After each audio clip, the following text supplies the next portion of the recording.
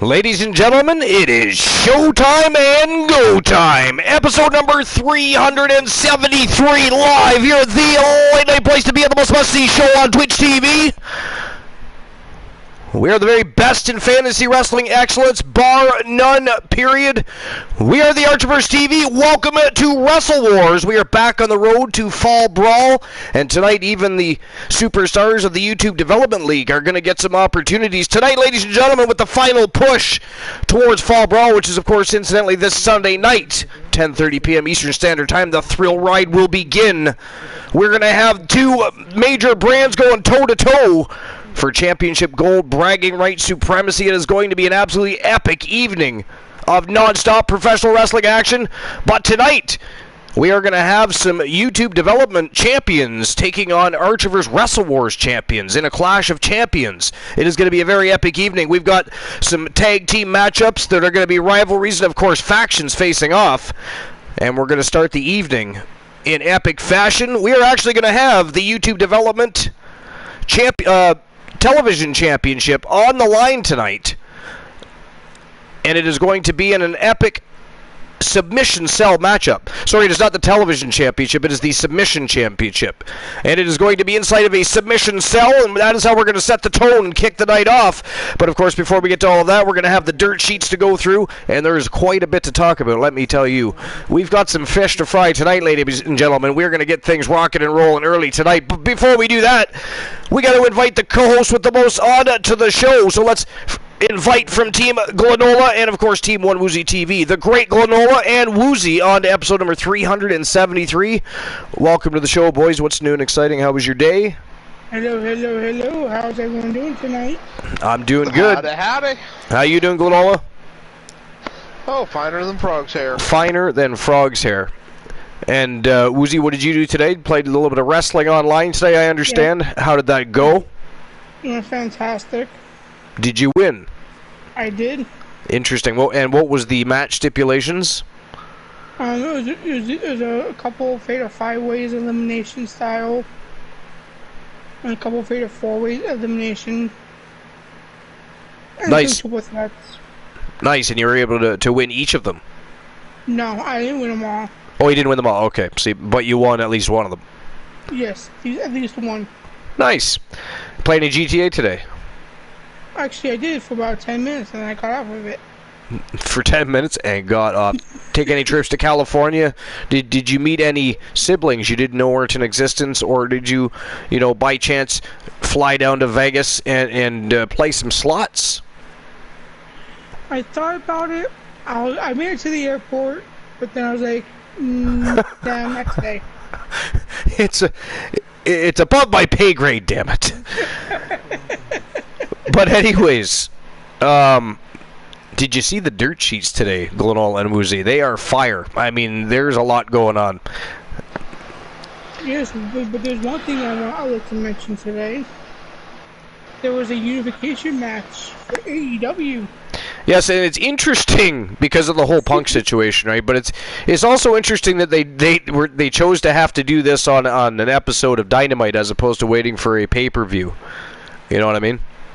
Mm-hmm. A unification match, that's a big match, you would think. But it's starting to make me wonder if there isn't more to the... Maybe Punk is having some issues with AEW, and I don't know, but it's weird. But anyways, tell us what happened with this unification match. The match went on for a very long time. It went on for a good old whopping 4 minutes. 4 minutes. Punk got injured, and Moxley took the advantage and pinned him 1, 2, 3. Interesting. A 4-minute match between Moxley and CM Punk for the AEW World Championship brooch. Now, my question is Moxley going to walk around with 2 titles now, or just get rid of the interim title? What's he planning to do with that? I don't know. That's interesting. But even more interesting is the fact that he was able to defeat CM Punk and take that championship so easily. Now, one of 2 things. Perhaps he's injured and has to give up the belt anyways. Or, on the other hand of things, maybe there is actually some, tense altercations happening behind the scenes. It's just like I said, BM Punk's a bitch.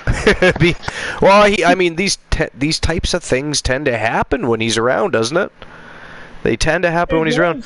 But it's unfortunate because, again, I don't believe he's the best in the world or anything like that, but he does bring a certain value to the shows. But I don't know. I don't understand. Every single promotion he goes to, and they try to make it look like an angle in the beginning and try to smooth it, but there's always some sort of backstage political issue with Punk, right? Am I not wrong? Or right? You're not wrong. I'm not wrong. I'm right. And if there's an issue like backstage with things in a bunch of different promotions, you got to start wondering: is the common denominator me? Right? What's is the common denominator everybody else, or is it Punk? But at the same time, Punk would never think that. No, he does no wrong. He's the greatest in the world. If you don't believe it, ask him. Right. Yo, Outcast Gameplays, what's going on? Welcome to episode number 373. What's new and exciting? Welcome in. Bucket Phenom in the house. With Punk is that if you don't like what he's doing, so quit. Be gone for 7 years, and then come on back. Yeah. So you go back to UFC and then get his ass whooped. Well, there's no way he's going back to the UFC, but that's not going to happen. It just isn't. No. If thing is, in all honesty, and I really do not like CM Punk at all, but the only strength he really adds, you bring him in as a manager type situation, and pull Paul Heyman. You put him on the mic instead of his, the person he's managing. Yeah. That works to his only real strength, except he would find a way to make it all about him.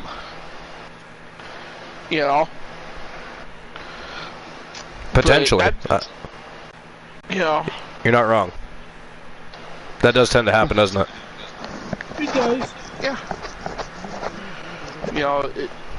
He would speak for 20 minutes, and maybe 30 seconds of it was something about his client. But yeah, really, it's his only real strength. He talks a good game. But I've never been impressed with him in the ring. I mean, I think he's a good wrestler. I just don't think he's one of the best wrestlers in the world. He's great on the mic. And unlike almost every other wrestler you see in a ring, he doesn't even bother to ever get into shape. Who was it that they had a feud with that poked fun at that? I forget. Was it The Rock, maybe? I can't remember now. Somebody did poke fun of that during promos, but I can't remember exactly who it was. Either The Rock or I think it was also Jericho too. Maybe Jericho, yeah. But they weren't wrong. Punk never puts effort into anything. He's just there and expects that because he is who he is, he's gonna get all the bells and whistles that he's asking for. No one's bend over and kiss his ass. Right. But oh well, I guess we'll see what happens going forward. I mean, it is what it is, I guess. I mean, it's no love lost to me. I haven't even been watching AEW, so it's nice that they might now be down to 1 brooch instead of 2. I mean, you only need 1 grandmother.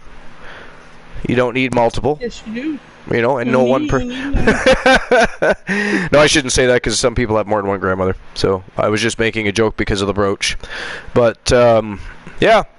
So other information here in the news: WrestlingHeadlines.com, published by Mark Middleton. AEW Chief Legal Officer reportedly sends message to Stephanie McMahon and Nick Khan over rumors backstage notes from AEW meeting held today. AEW officials held a mandatory meeting today backstage at the Wolstein Center in Cleveland, Ohio, before tonight's AEW Dynamite taping. The meeting reportedly took place between 3 p.m. and 4 p.m. Eastern, according to Fightful Select. AEW President, CEO, General Manager, and Head of Creative Tony Khan, it's funny that he's all those things, but anyways, was said to be fired up for the meeting, and several topics were addressed at the meeting, including lines of communication, everyone working as a team, and who the talents can approach to talk to. The access to Khan was also addressed at the meeting due to rumors of miscommunication and lack of access to Khan previously emerged. AEW Executive Vice President Kenny Omega, AEW Executive Vice Presidents Kenny Omega and the Young Bucks. Interesting. Okay. All right. The EVPs are now. Apparently, I must have missed some, because I knew at one point it was Cody Rhodes. Now I guess it's Omega and the Young Bucks doing. But anyway, we could go on all night about that, couldn't we? Reportedly, spoke at the meeting were said to have made it clear that their doors are always open and that they could be reached with concerns as well. Talents were briefed via email recently about several of the new coaches and talent relations promotions, which were announced a few weeks back and covered here. Well, not there, you can't see that. The contract tampering and inquiry rumors were also addressed at the meeting, but there's not much context on what was said in regard as of this writing. It was noted that AEW Senior Vice President and Chief Legal Officer Mega Perek sent a message or email to WWE, specifically Chairman and Co-CEO Stephanie McMahon and Co-CEO Nick Khan, about the contract tampering allegations, but there's no word yet on what was said. Chris Jericho and Tony Schiavone also spoke at the meeting, as Schiavone has been asked with additional talent relations roles. This mandatory meeting was for talent, but it was reported earlier how there were plenty of wrestlers that were not brought to Cleveland for tonight's tapings, and they were not at the show or at the meeting. And it just says that there will be more updates coming in the near future, basically. All right. Oh, yeah, I see what you were talking about here, Woozy. There's another article here. Wrestling News, CM Punk injured. Jon Moxley unifies world title on AEW Dynamite. I've seen that. Yeah. Let's see what that says. Again, it's WrestlingNews.co. CM Punk injured. Jon Moxley unifies world title on AEW Dynamite by Angel Arambolas. Tonight on AEW Dynamite, Jon Moxley defeated CM Punk in a quick match to become the undisputed AEW World Championship. They said champion, they meant to say. Minutes into the match, Punk appeared to have injured the foot that was surgically repaired. Moxley attacked, and he hit two Death Riders to pin Punk and unify the titles. Medical personnel were out to tend to Punk as Moxley celebrated his title win. The cameras then showed Punk being helped to the backstage area. Dave Meltzer reported that Punk versus Moxley was still scheduled for All Out, so it's unclear right now if that is still the case of it. AEW knew all along that Punk had to drop the title because his foot was not healed yet. So I guess I was correct in that, but we'll see what happens with the rest of the problems that he may or may not have with AEW. Well, I've got something real quick. This isn't AEW, it's WWE. WWE. And this is actually from WWE.com. Oh, nice. No writer mentioned. Published the 22nd of this month. WWE Hall of Famer Kurt Angle returns to Raw. Next Monday on Raw, Kurt Angle is going to make an appearance. So that means the 29th. Yep. Interesting. I'm okay with that. That brings strength to the show. I'll tell you what. I'm wondering if they're going to start bringing these legends in like one a week. They should be, because the legends can help groom today's stars to deal with the less than PG era that they're used to dealing with. Sure, they're used to wrestling, but they're not used to putting on the type of right. They're not used to putting on the type of shows that they're going to be required to do so going forward. right? So definitely. Did you see this? Cody Rhodes on his role in the AEW launch says, "Without Brandy or I, it wouldn't exist." That was from about 10 hours ago. Wrestling News. Did you guys see that? I did not. That's interesting. By Andrew Ravens. Says, Cody Rhodes was one of the key wrestlers in launching AEW, including the Young Bucks and Kenny Omega. They were the first stars to sign with the promotion that didn't even have a television deal. The former AEW star believes that the company wouldn't exist without him. A fan recently tweeted how people seem to underestimate Rhodes' importance in the creation of All Elite Wrestling. In his response, he said that the facts are there for everyone to see. Facts are all out there to see. Without Brandy or I, it wouldn't exist. Look no further than some of the infrastructure in place or even half of the names of the events. Tony, Bucks, Kenny, Jericho, Dana, Hank, Pioneers. I've moved on to the next stage for me, but beautiful memories. Rhodes left AEW earlier this year after his deal expired and returned to WWE at WrestleMania 38. He's currently on the sidelines with a torn bicep injury that he suffered before his Hell in a Cell match with Seth Rollins. And that's all it says about that. So they're saying that without AEW, without Brandy and without Cody Rhodes, it wouldn't exist. And let's be honest here, he's not lying. Right? He's not lying. What says you guys? I found the article. Yeah, I don't think he's lying at all. No, I don't think so either. I completely agree. So what article did you find? Another former WWE star may be returning soon. Oh yeah? Yeah, this was on August 24th. Okay. And it was by Andrew Ravens. Alright, let's do it. It says here, since Triple H took over as WWE head of creative, he brought back several NXT stars such as Dexter Lumis, Hit Row, Karrion Kross. Oh, quick interruption in your article here. I am going to adjust the jackpot numbers. Those are old, so I'm going to get the new ones going.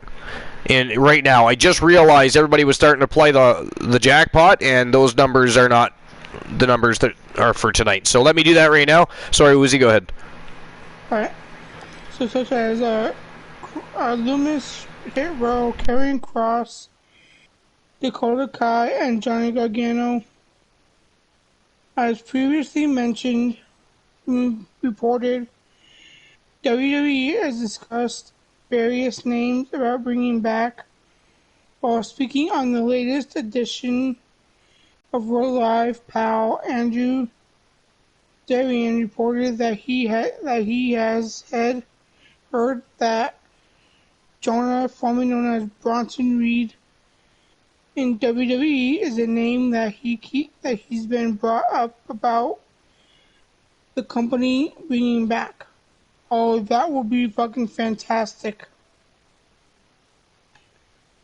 I've heard one name over the last few weeks, and that's Jonah Great G1 Climax. I talked to a friend over there casually in Connecticut. He's a name Bronson Reed got the shit end of the stick with his positioning.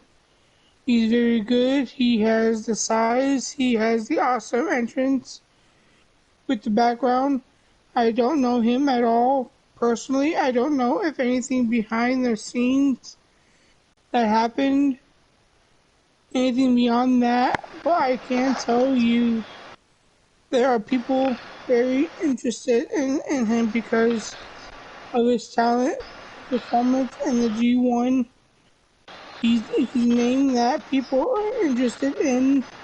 I don't know what it is, what his deal is, but he has come up as a name that I've heard.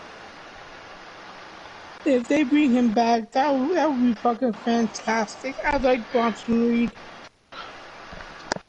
I agree. I like Bronson Reed as well, so I'd be perfectly happy if they brought him back. But fuck NXT, he needs to come to the main roster. He does. Okay, so I did adjust the jackpot numbers. So, and of course the last winners were Joe Link and Froggy Mothlegs, but the new numbers. The first to win a channel redemption reward of your choice is 754. The number to win a TWA championship match, well, it's actually going to be changed to a YTD match. I'm going to change that right now. And I got to change the channel redemption reward too. YTD being YouTube development.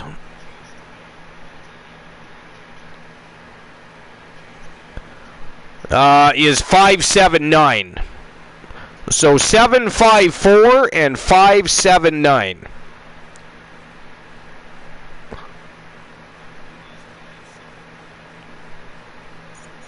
Archer, I will be right back.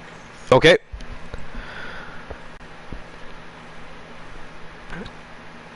Alright, so that's all fixed up. So you guys can now go ahead and press your luck at the jackpot. By the way, does it bother anybody that the chat is missing from the screen? What happened was I removed it during a YouTube broadcast just to see how it went, and then I forgot to add it back when I went live tonight. But does it bother anybody that the chat is missing, or do you prefer having more screen to watch the show? I mean, it does force me to pay attention to my dashboard more, so I actually do see what's going on in the chat now. Not that I ignore anybody, but sometimes I get caught up, right? That does happen during matches, what have you. But, again, it does force me to pay attention to my chat room more. Yeah, which, you get going and then, Right? You miss 20 minutes of chat because, Yeah, so, but I just wonder if anybody cares or if you prefer with the chat up there.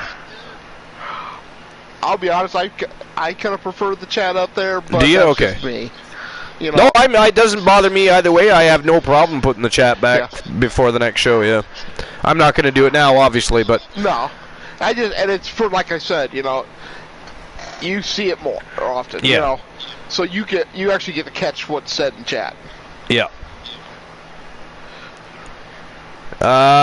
So let's see. So far, nobody has. Oh, nobody started again, have they? You guys have to. Did you? Okay. Anybody?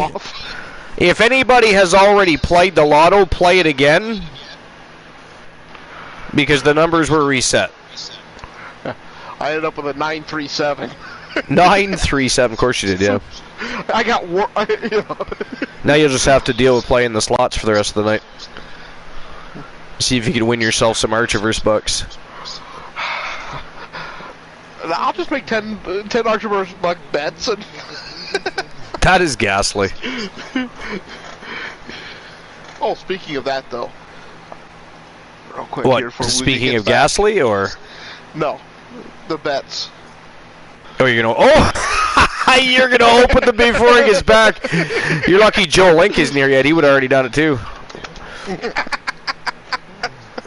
That's funny.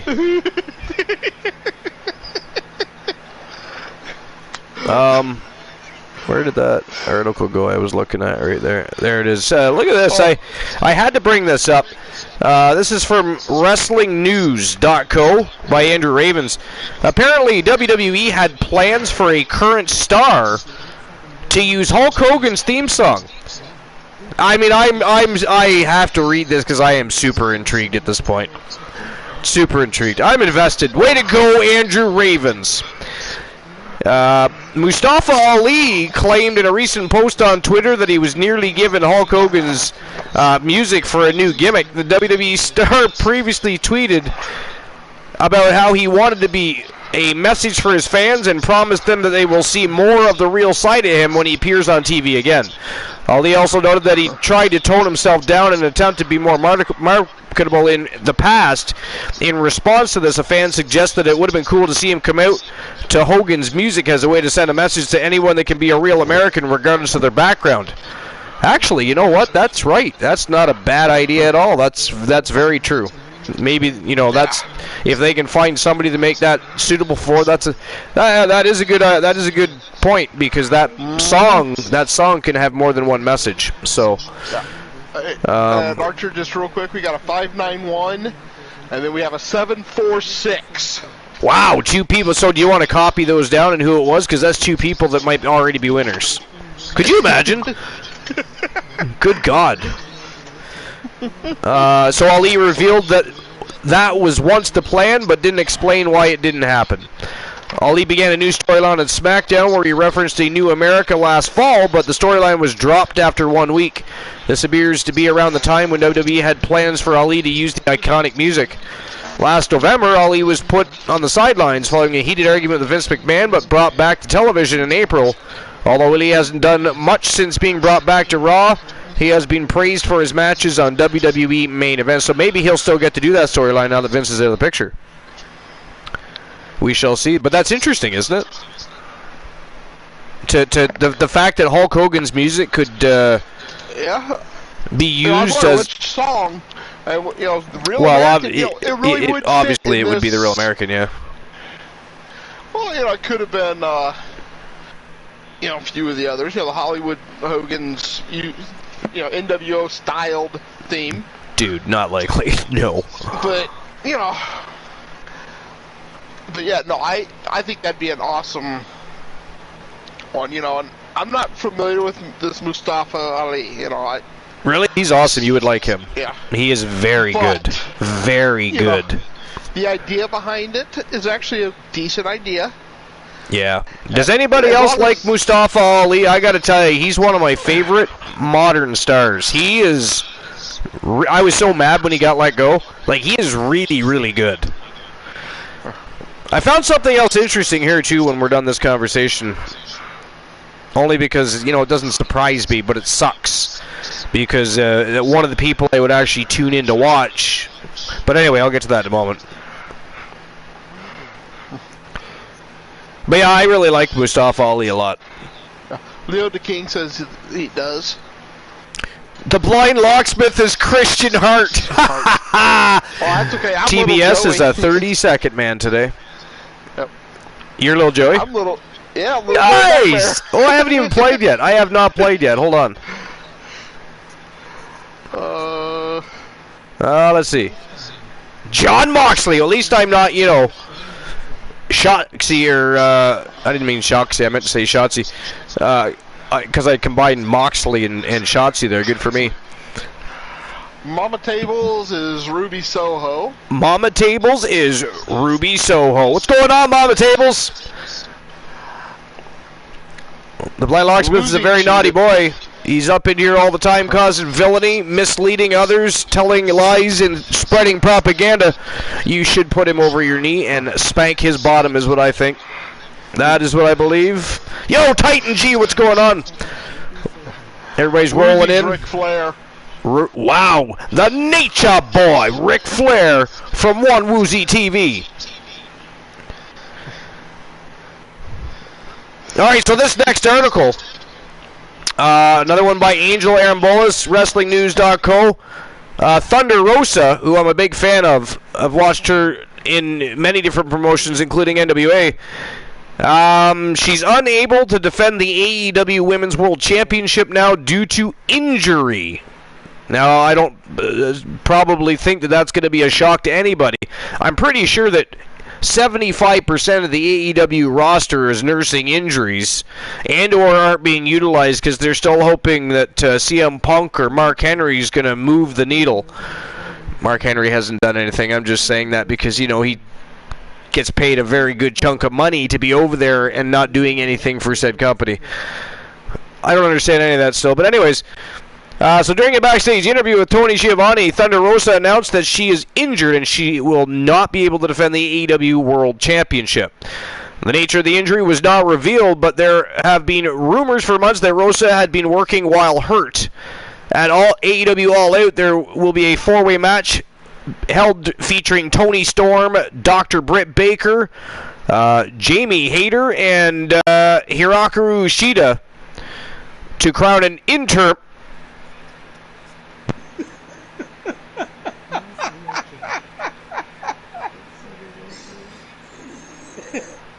An interim AEW World Championship. Now, here, tell me something. I mean, especially depending on how long she's going to be injured for, why could they not just vacate the title and you could still have that fatal four-way and have those fine ladies that have probably earned that spot anyways fight for the title? Why are we having an interim championship? Well, so we can have another unification match. That's like the new theme of AEW. AEW, where all the unifications are.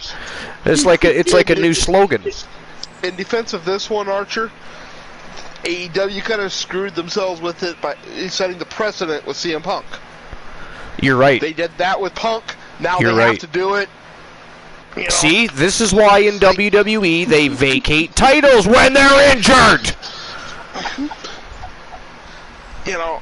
Good God, you know what? You know what? It's not even just professional wrestling, man. I hate it. I hate it.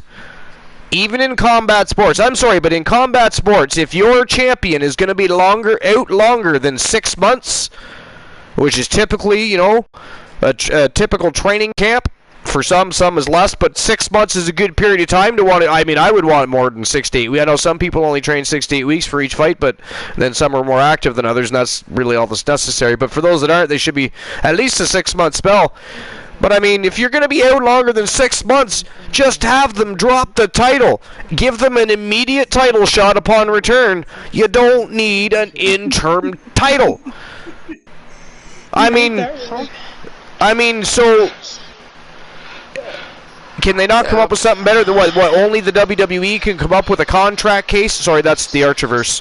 A Money in the Bank briefcase? I mean, nobody else can think of something with a you know, Jericho's over there. Can they not have a fucking list on a poll? I don't care anything.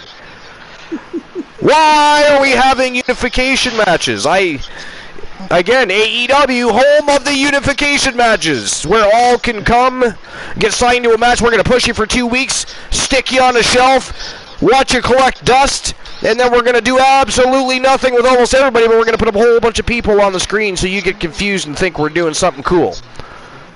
Or something like that. Anyways, I better read the rest of this before I keep going. There was no timetable given. Shut up. It is not funny. It is not funny. It is. You know what? It is Angel Arambolas from WrestlingNews.co fault. She wrote the damn article, or he. Could be he. But anyways, there was no time. There was no timetable given for Rose's return. No timetable given. See right there, says vacate title. But anyway, there was no timetable given for Rose's return, but we wish her a speedy and complete recovery. Please click here for complete AEW Dynamite unification bouts happening in the near future at an AEW Dynamite or Rampage near you. And when you can't find one of those, please go to YouTube and watch AEW Dark. Is that what it says? No. No. It doesn't say that at all, but you know what? It does now. Sorry, Arambolas, I just added to you. It was improv. I added some, it was just a little added information. Some editing, if you will. Thank you. Appreciate that. Yeah, AEW drives me insane. I can tell. Drives me insane. Do you see anything else? We need to get off this topic of conversation or the show will never start. Let's see here. Champ and Johnny Gargano apparently reunited on Raw. I didn't see that. You didn't or did? Did not.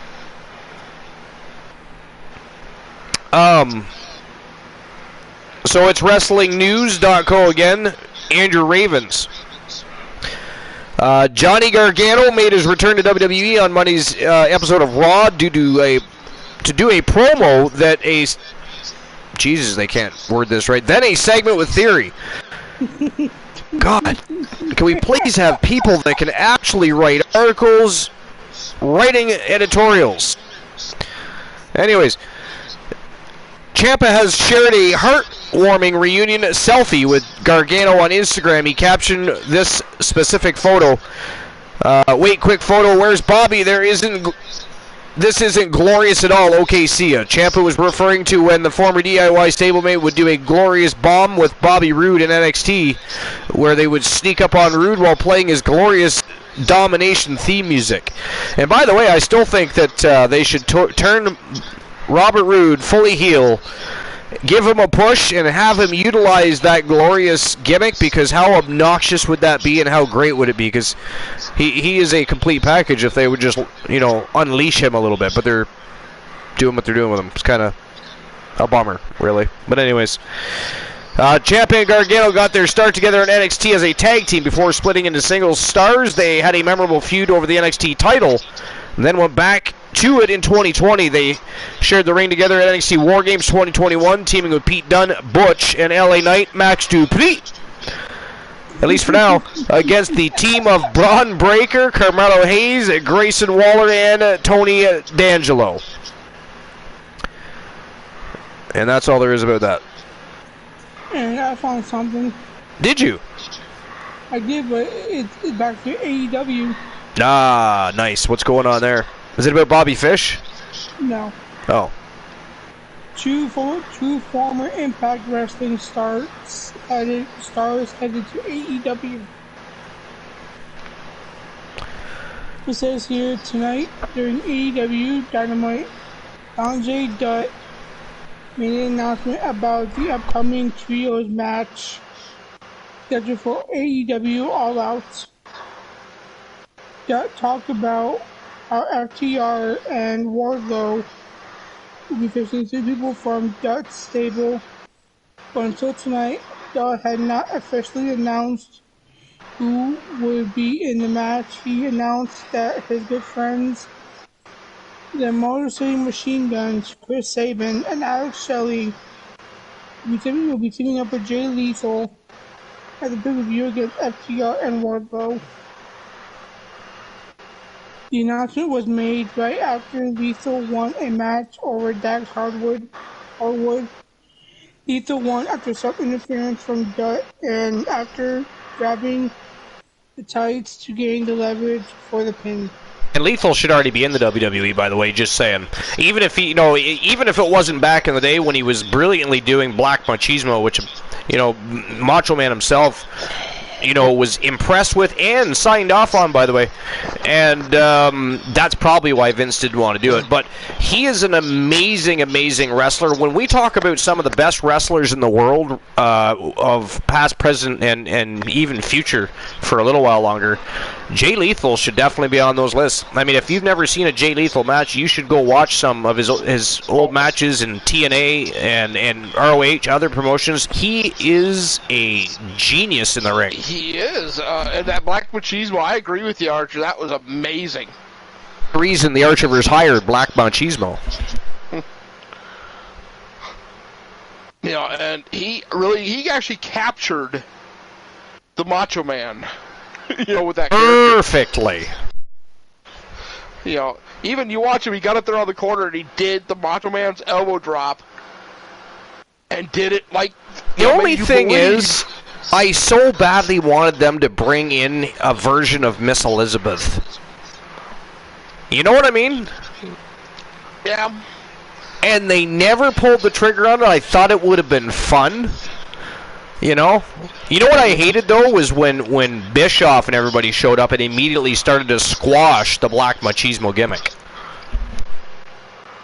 It was them that pulled the trigger on that. Oh.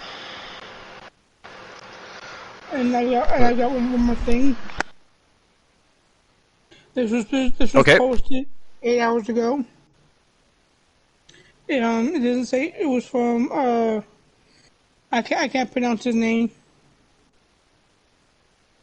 See, how dare you constantly butcher people's names? I mean, one of these days, you're going to get us all sued by somebody that takes offense to not having their name properly read aloud on an episode of the Archerverse, and then Glenola will have to kill you. Okay, Nick Unji Walia? I want to say it. That's how you pronounce it. Anywho. I'm not sticking up for you on that, and I'm not going to try because you're not getting me killed too.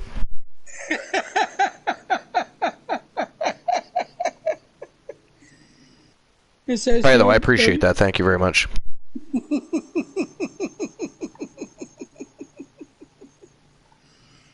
May I continue? Please, without further ado. The mic is yours. Absolutely. At your will, please. Well, we're waiting. It says Oh man, why are you leaving us hanging? We're waiting for the information inquiring minds must know. Why are you taking so long? Glenola, will you hurry him up, please? I don't know. He's taking so long.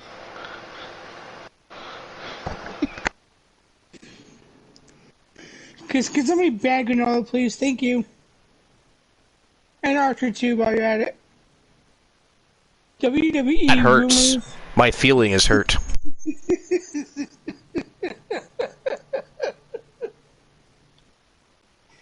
Backstage update on Split planned in Judgment Day. The terrifying trio of Finn Balor, Damien Priest, and Rhea Ripley, collectively known as Judgment Day, have laid a path of wreckage and havoc over the entire WWE landscape. The destructive faction was initially created by the Rated R superstar Edge right after WrestleMania, with Priest and Ripley. The group further inducted Finn Balor into the faction and looked to be unstoppable, destroying everyone in their path. However, tragedy fell over Edge as the former Inferno King and leader of Judgment Day was betrayed by his own stablemates and kicked out of the group by Priest, Balor, and Ripley, choosing to move forward as a cohesive unit without the WWE Hall of Famer. Yo, Joe Link!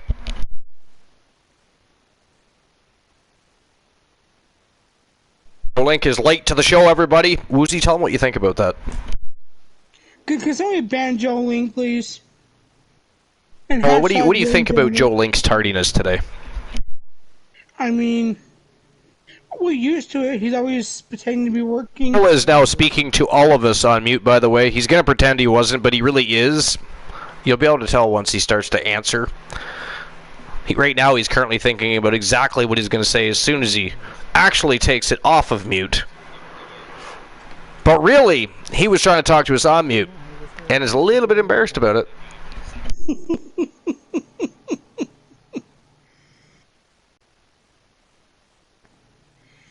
And I am done with my article. The article? Yeah, well, I don't think there's too much more to go over anyways, I'll be honest. The dirt sheets are looking pretty slim now that we've picked it all apart. I would agree. Picked it apart like a cherry tree. But anyways, Glenola, did you have anything else to add to the... From the dirt sheets, or anything else you needed to discuss before we get the show on the go? Because I know you got 1,000 lists, and Woozy's got at least 2. And we have one hell of a show planned. Actually, I've got 3 lists now, thanks to Granola. 3 lists thanks to Glenola. Wow. Glenola is now handing out lists because his briefcase is getting full. But, ladies and gentlemen, might I remind you, this is the final push before this Sunday's Fall Brawl. And, of course, we've got the YouTube Development League that's been absolutely crack-a-lackin'. A lot going on. Feuds building, rivalries are happening, new superstars are being formed. We've got, of course, other superstars that are over there honing their craft, perfecting their skills, and making themselves better match by match.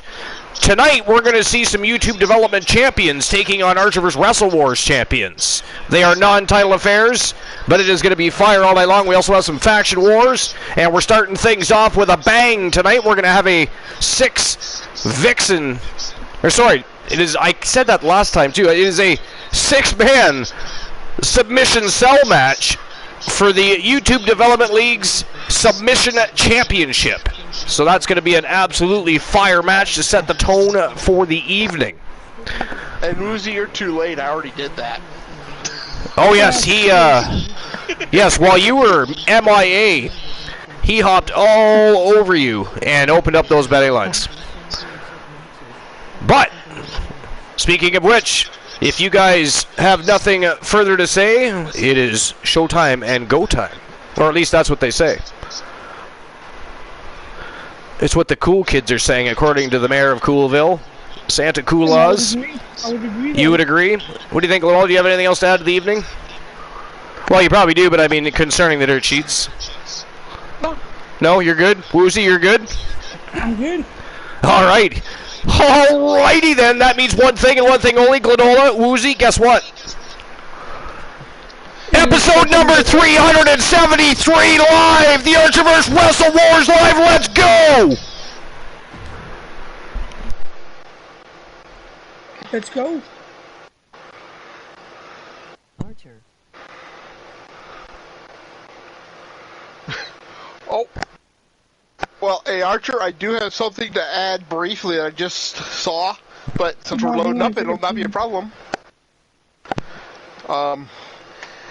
I guess AJ Styles has asked about a potential match with CM Punk. He says, nope, that'll never happen. I don't have to go into detail about that one. I think it's pretty obvious where things stand. I'm not a fan.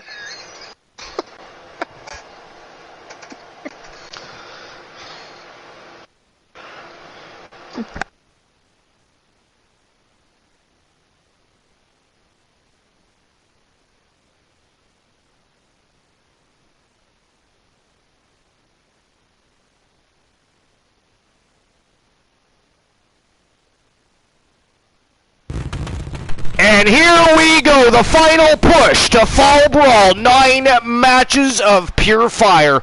We're going to kick things off with an absolute bang here in a moment with the Submission Cell matchup for the Internet Wrestling Submission Championship, currently being held by Mr. Perfect, Kurt Hennig.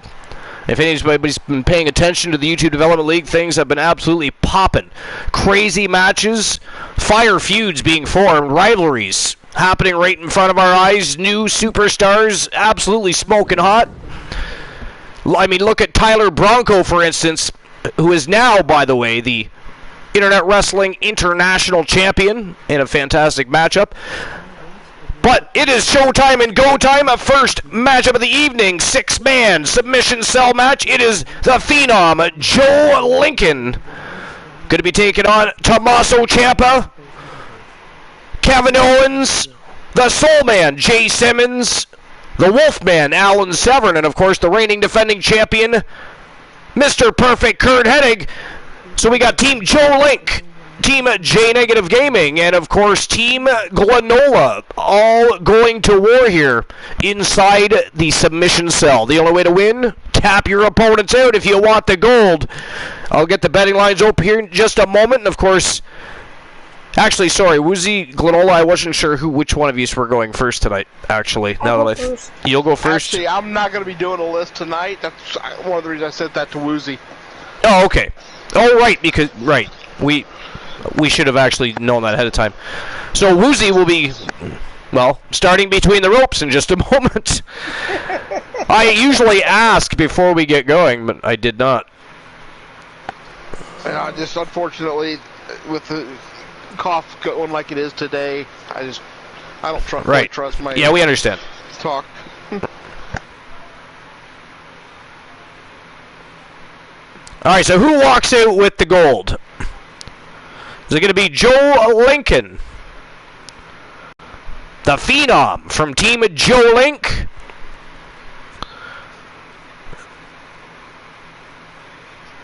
Kevin Owens?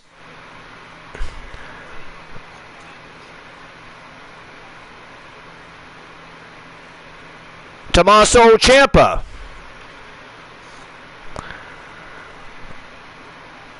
The Soul Man, Jay Simmons. The Wolfman, Alan Severn. Or the reigning defending champion, Mr. Perfect. Again, it is submission rules. Hence, submission cell.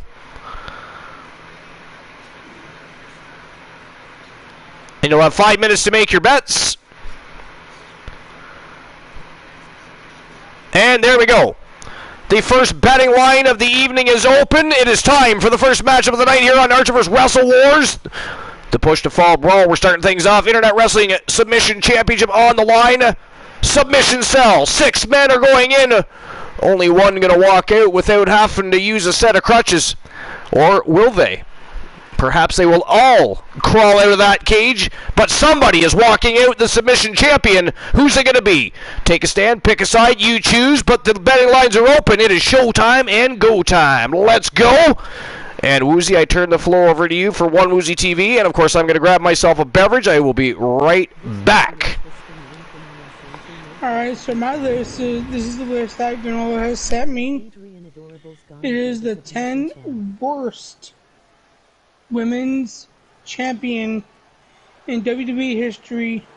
And yes, folks, this list is ranked. So, like I said, this list is not from me, this list is from Granola.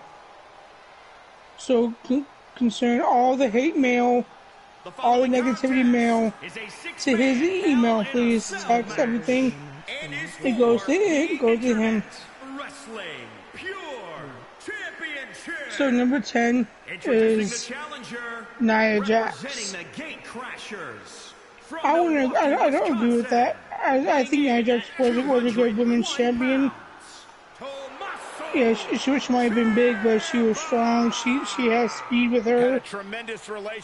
Yeah, and everything. She was strong. She was able to hold her own. But it says here, Nia Jax captured her first championship in WWE after defeating Alexa Bliss at WrestleMania 34. She held Raw Women's Championship for 3 months before losing it back to Bliss. On Money in the Bank after the latter cashed in her contract.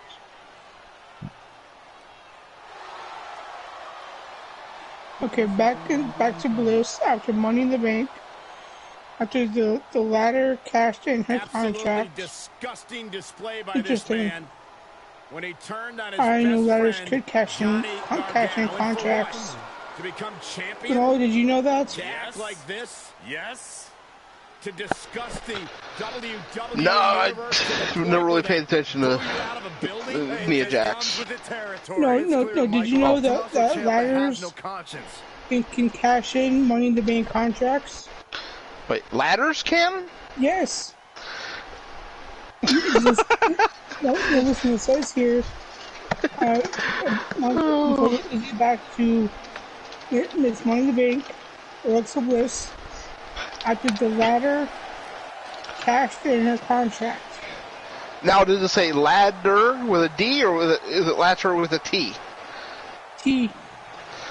Okay, then yeah, what that's saying is the ladder, meaning the last one. Okay. Yeah. Well, the way it sounded like a ladder. Oh yeah, the two words, when reading it, the two words sound very similar. Okay. Thank you for the Yeah. Yeah. Yeah, no problem. Yeah. Nia Jax's title reign wasn't very memorable The only thing people remember about her run was her title defense against Ronda Rousey, which was actually a good match. Another issue concerning Jax's big victory at WrestleMania was her relation to The Rock. The unfortunate thing about the wrestling business is that even if a wrestler gets to the top of their own, their career will always be clouded because of the fact that they have a relative who was a big star in the company. Nia Jax went on to capture the second title reign with Shayna Baszler after the duo won the WWE Women's Tag Team Championship. As I say, it's been great. Remember, guys, the title is on the line here in this one. And I don't remember the last time the champ was in this much jeopardy, Cole. Tonight, but it's much better than her run the title changes hands. Raw Women's Championship. Number 9, Kelly Kelly. It says here, Kelly Kelly had the looks to be a star, but her lack of in-ring talent. I returned Welcome back. just in time to see the Soul Man making his entrance. The always cinematic entrance of the Soul Man, Jay Simmons. But what is cinematic turns into pure fire once the bell rings and he starts doing his thing. And, of course, Team Glenola knows all too well about the skill set and the mindset of one Soul Man, Jay Simmons. By the way, Simmons and Severn been on fire lately. You know, not a surprise they're being showcased tonight amongst the YouTube development team. So after my list tonight, all the hate mail you have, everything you have, it'll be hashtag blame Glenola for this. Blame Glenola. It's the top 10 worst. The top 10. Yes. Love it. Ranked worst women's champions in WWE history. First women's champions, okay.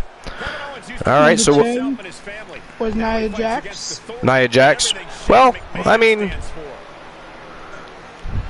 that one isn't necessarily wrong, but not because she's not a good wrestler, but because she just wasn't utilized well. So there was no good, there was no path for her after winning the title. It really wasn't. No. So you know what? That's not even fair to have her on the list. Completely not her fault. Nope. And number 9 now is Kelly Kelly. Also agree with that. But then again, I'm a bit biased on that one. I was never a Kelly Kelly fan. I know some people like her, and I don't. I would not watch one of her matches, but I wouldn't tune in to see her just because either type of thing. I enjoyed Kelly Kelly. Did you? Okay. But I'm the first to admit she was not a great in-ring competitor. No, that's what I mean. That's the part I didn't enjoy. And by the way, there is a good look at the new Internet Wrestling Pure Wrestling Submission Championship. Champ comes into his title defense incredibly. Of course, Curt Hennig slapping NWO side plates all over it. That is absolutely ghastly and was not approved by management. That is disgusting. I was wondering when you gave him the go-ahead to dress up as NWO. Well, I did not give Curt Hennig permission, nor, by the way, did anybody discuss with management Kevin Nash coming out with his partner Scott Hall, who's dressed in Outsiders gear, dressed in the NWO attire.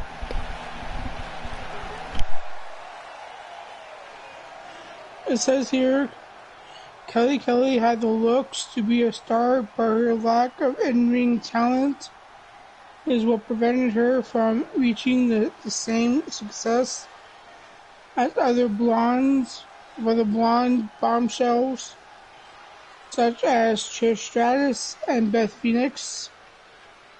The matches often came across as too choreographed, and she could barely even hit the ropes properly let alone partake in a competitive-looking bout. Despite these flaws, Kelly was still pushed by the company and was awarded the Divas Championship.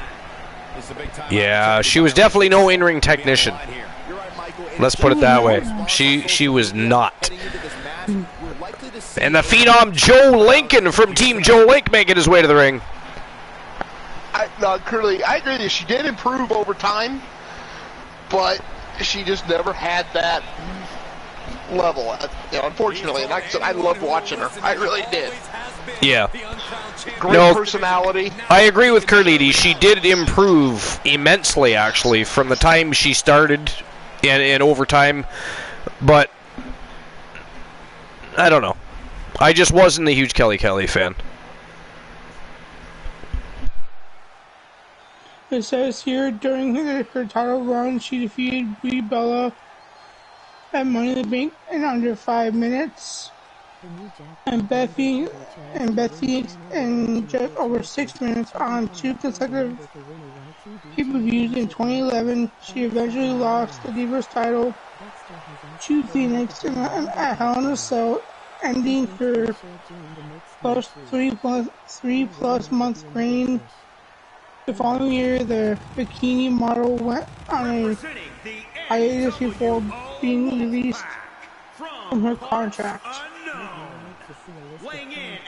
Wait a minute. Is the Wolfman the final of the men to come out? Did he come out last over the champion? He did. Remember, guys, the title is on the line here in this one. Wow. I don't remember the last time the champ was in this much jeopardy, Cole. Tonight, he did too. The night the title changes hands. He came out last over the champion. Usually, anybody that knows professional wrestling knows the champion comes out last. The Wolfman apparently making a statement here, I think, maybe. His ego is too big. Can he back that statement up, is the question. I don't think so. I think Simmons is going to win. You think Simmons is going to win? Mm-hmm. Wow.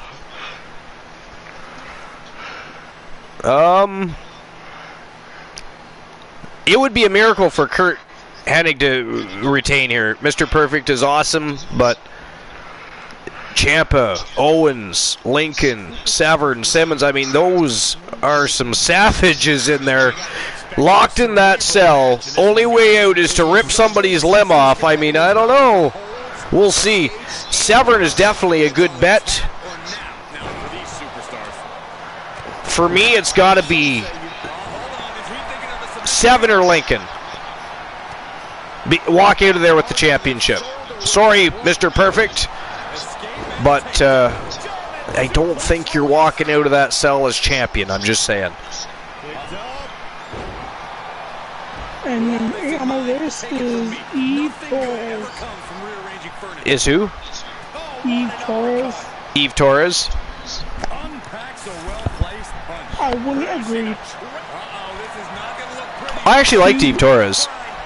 I did too. Now, whether or not but the problem is we're not just talking about whether or not these girls are good or not, because really, all of the ones you mentioned in one way or another, even Kelly, even though I wasn't a big fan, she was still, by the end of her tenure, she was quite good.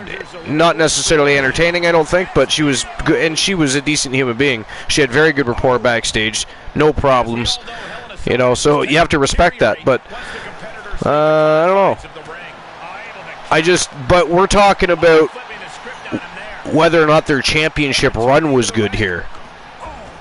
That is right? True. Yeah, and I think they're kind of on the money with, so far, now I'm not saying that it's the top 10, but they're on money with who they're putting on this list. They did actually have very poor runs at that time anyways. So it says here, Eve Torres had similar flaws with Kelly. Before she joined WWE, she worked as a model and dancer and was included as part of the Diva Search competition in 2007. Her matches were also unimpressive owing to her inexperience in the ring. She won her first Divas Championship on Raw in 2010. by defeating Maurice and successfully defended it in a 5-minute bout at the WWE Over the Limit. She lost it to Alicia Fox on the following pay-per-view in a fatal 4-way match. Eve Torres set a record by becoming the first ever 3-time Divas champion, but she failed. Yo, look at this Ciampa and Mr. Perfect climbing the cell here, guys. Make a big impact with all 3 title reigns. Oh, I didn't even realize Simmons and Severn already through the cell to the outside. And not just that, folks. They are going toe-to-toe. Is anybody surprised that Severn and Simmons have found one another? Wow. Right? This is awesome. And Owens and Lincoln in the ring. Going to battle. This is fantastic. What a way to open the show. Internet Wrestling. Pure Submission Championship on the line here. We're showcasing the talent coming out of the YouTube Developmental League. And later tonight, we're even going to have YouTube Development Champions taking on Wrestle Wars Champions. Some opportunity here for the YouTube Development League to shine. They are non-title affairs, but it is going to be champions versus champions later tonight. Number 7 on my list is Candice Michelle. TBS claimed a superstar. Dexter has asked for me to bring on Indy Hartwell. He thinks they should join the Mixed Match League. Interesting. The problem with that is TBS, if Dexter wants to join the Mixed Match League, he'll have to leave his current partnership with Doc Brown, which would, of course, put the Wolfman and John Moxley back in control as far as the tag team goes for now. You'll still be part of the faction, but it would put Severn and Moxley in charge of the tag team division while you guys go and try to rule the Mixed Match Challenge division. If you're okay with that, however, now don't forget you're also tag team champions right now in the YouTube Development League. Matter of fact, you're going to be showcased tonight. Well, Dexter is.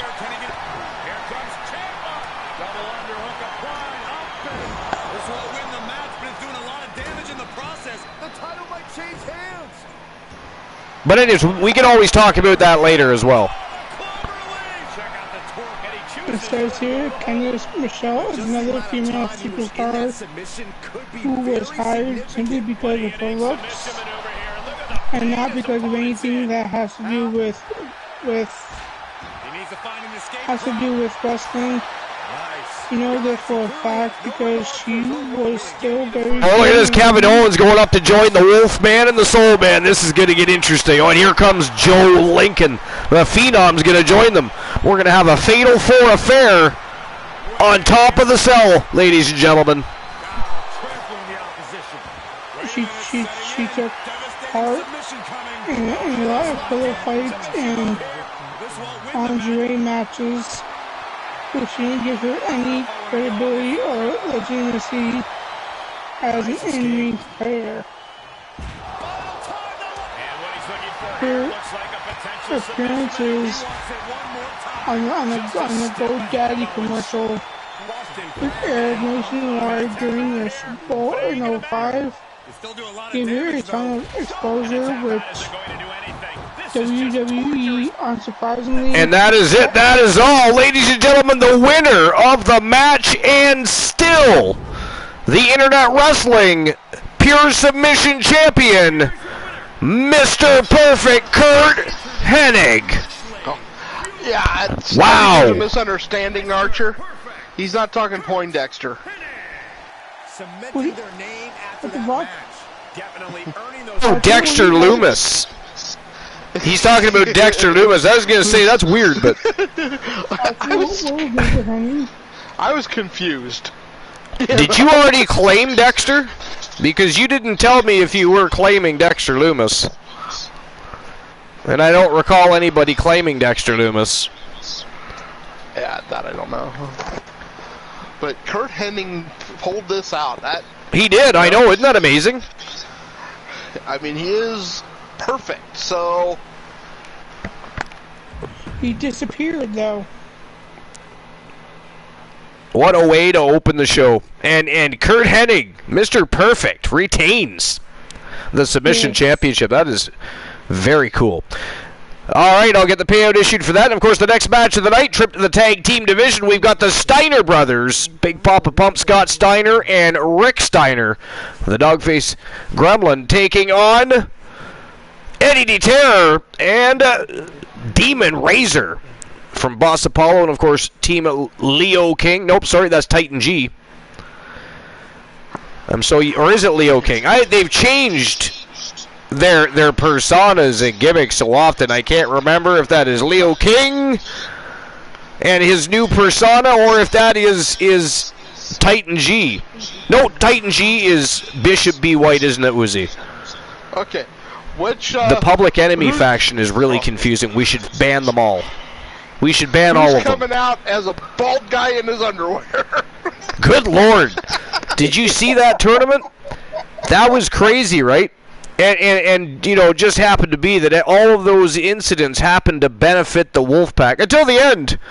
Until the end, nobody was buying off the champions. They showed up in full force. What a great match too, by the way. But yeah, the Wolfpack, they were running a coup at that tournament. I got to tell you, there were some crazy things going on. You had Mr. Clean and Mr. Clean Jr. showing up. I mean, they were just nobodies from the local community bingo hall wrestling promotion, and Demon Razor went missing. I mean, it was a crazy evening. Like, where did they go? Where the hell did they go? Did anybody from the Wolfpack go missing? Oh, no, they didn't. They didn't. They went all the way to the tournament final. They did. All the way to the tournament final. Sorry, they went to the championship final. That's right, because, you know, that's how that night played out for the Wolfpack. How convenient. Unfortunately, they were not able to buy off the reigning defending champions. No, the Wolfpack won that match. They did, but they did not buy them off. One should pay attention. I've said this a few times. The Wolfpack don't buy people off. That takes away from the party money. Yeah, people just went missing from tag teams, and local jabronis that could barely wrestle were replacing them as members of the team and losing the matches for their teams, by the way. I think they were scared to face the Wolfpack. Is what it was. Oh, Demon Razor's definitely got to be scared of everybody in the Wolfpack. That makes perfect sense to me. I mean, I just don't think that's it. Are you buying any of that, Uzi? No, I am I'm not buying any of that.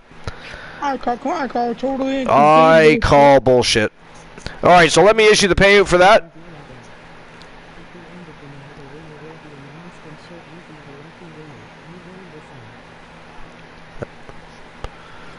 All right, so the winner of the match was Mr. Perfect. Payout has been issued.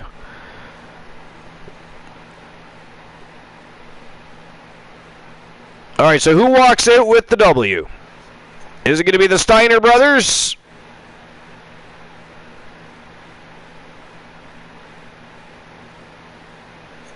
Or is it going to be the Public Enemy?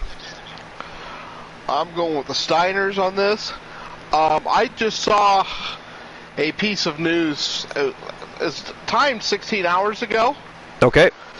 Charlie Dempsey, who is William Regal's son, made the jump to NXT 2.0 following UK's closure. Nice. And where he should be anyway. And I'm looking at a picture right now that has him side by side. It was two pictures side by side of him and his dad. Yeah. Except for the curly hair. Yeah, it's crazy. He's his dad, just with curly hair. Yeah. He looks just like William did when he was younger. It's nuts. All right, here we go. Next match of the night. The Steiners versus the Public Enemy. Let's go. Betting lines are open. All right, number 6 on my list is Alicia Fox.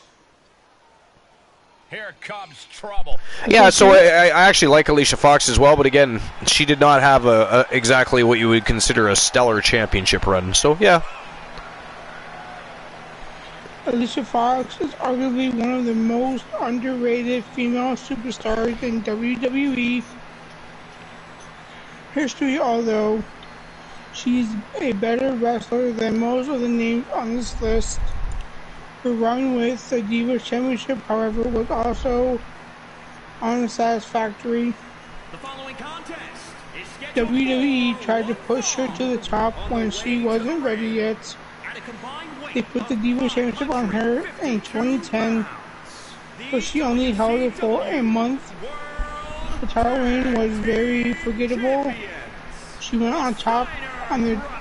She went on to drop the belt to Melina as someone who achieved more success in WWE compared to Alicia Fox. Again, I'm not surprised she's on the list because although she's very likable, she is. I agree, she was underrated and in many ways underutilized. But yeah, her championship run was not great. Not great. No, it was not. And number 5 is Jillian Hall. Jillian Hall. She cannot sing.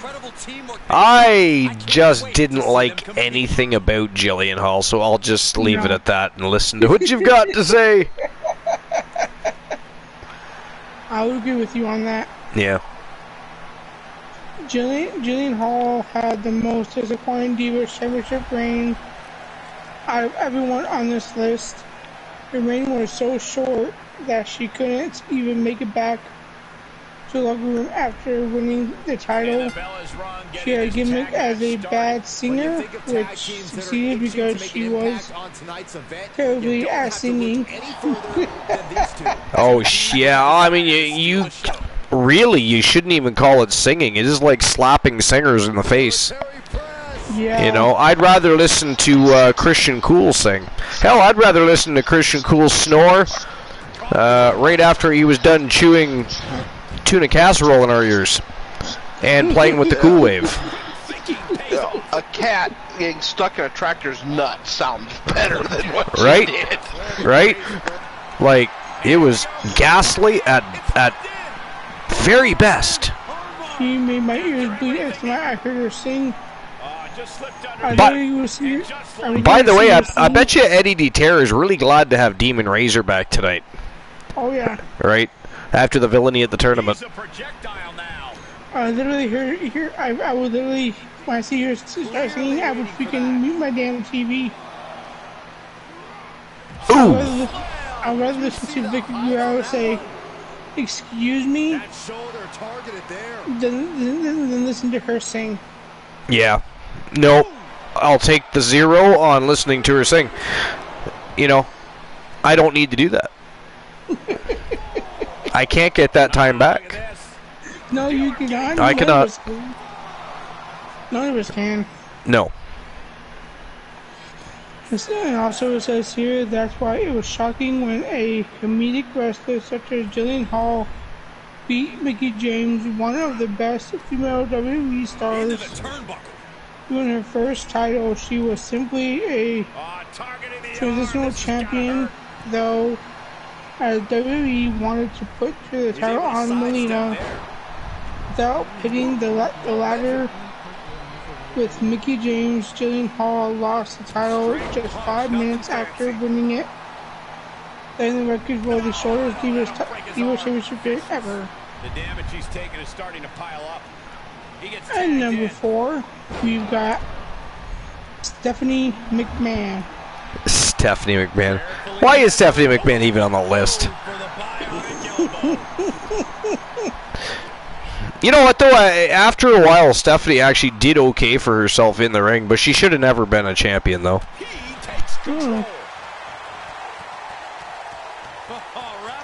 So, at least unlike David Flair, at least she learned how to wrestle.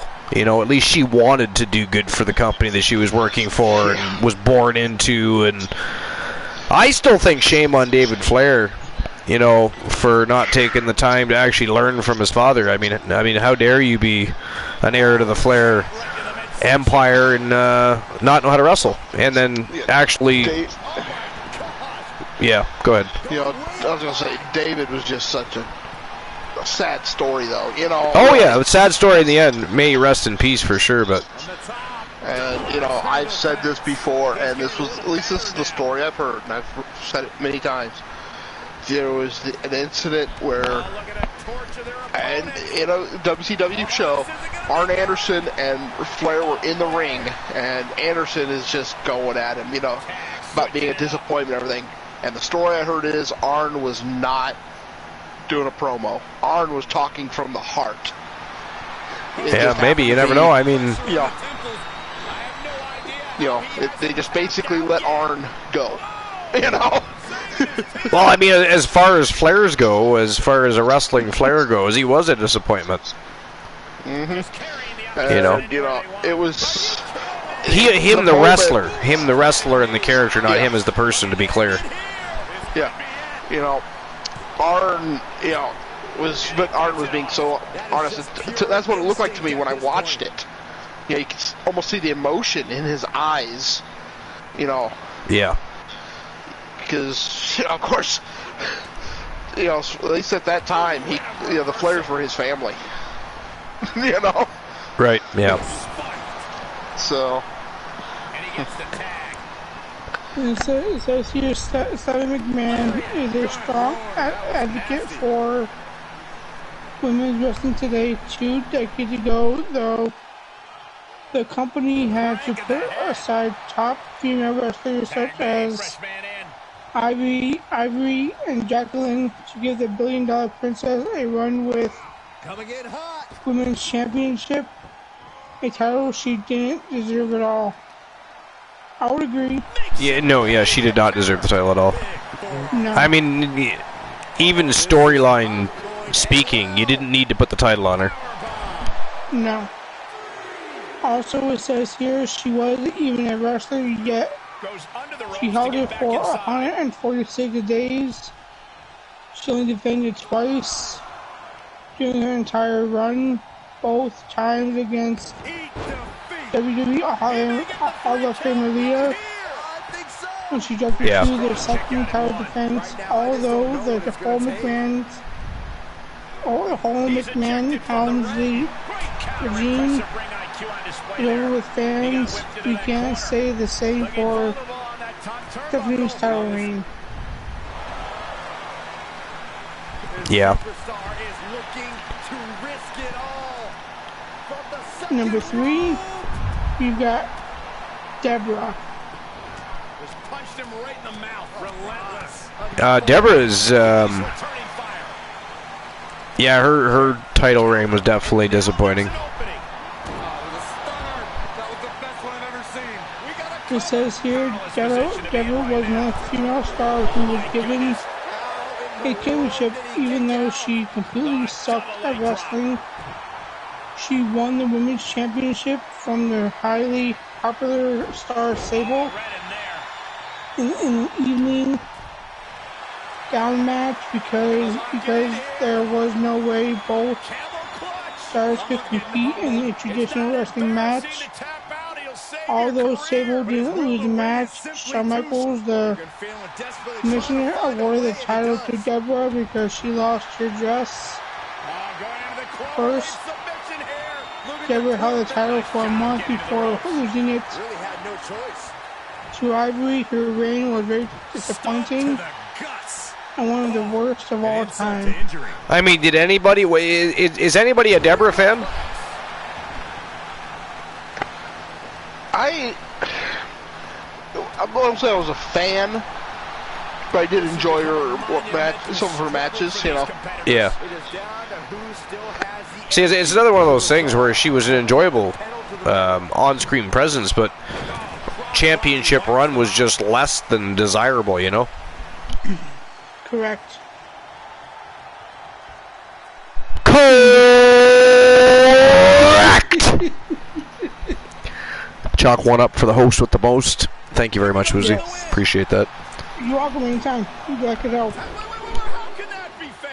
Number 2 is the Cat. Jumping knee drop. So precise. These consecutive Stacy attacks have him reeling. Stacy the Cat Carter was part of a dark time in WWE during the infamous Attitude Era. She cosplayed as China and held the Women's Championship for 50 days.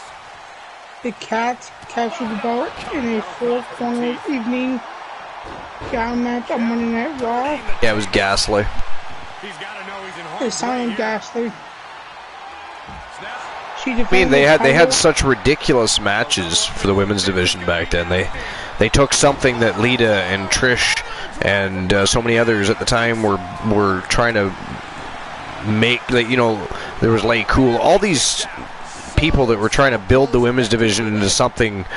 Well, what Flair and them were able to finally accomplish, right? They were trying to get respect to the women's division and legitimacy to the women's division.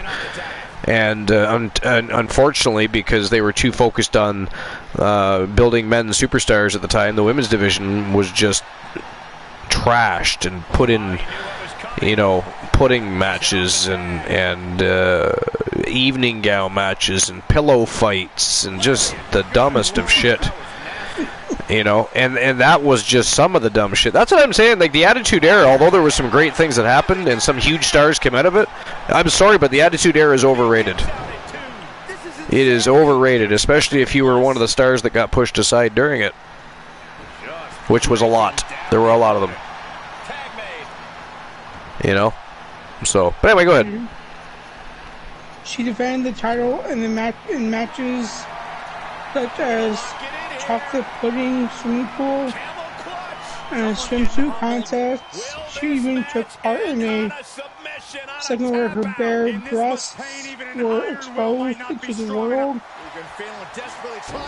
She lost the title.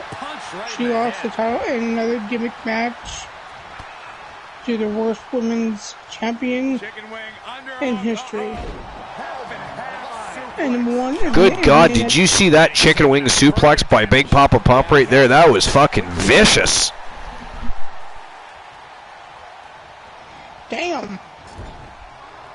That's what I'm saying. Yes, number 1 is the one that Ganola says you would lose your mind over.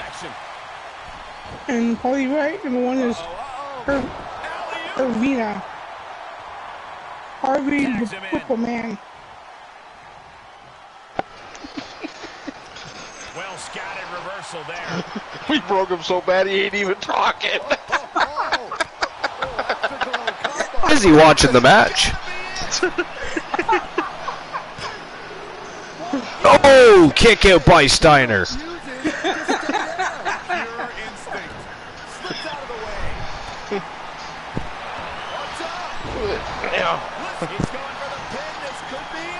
Oh, look at this, Steiner with a roll-up.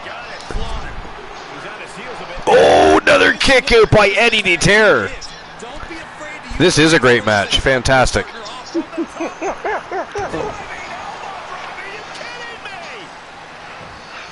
No comments? No, I told you I'm watching the match. Go ahead with your list.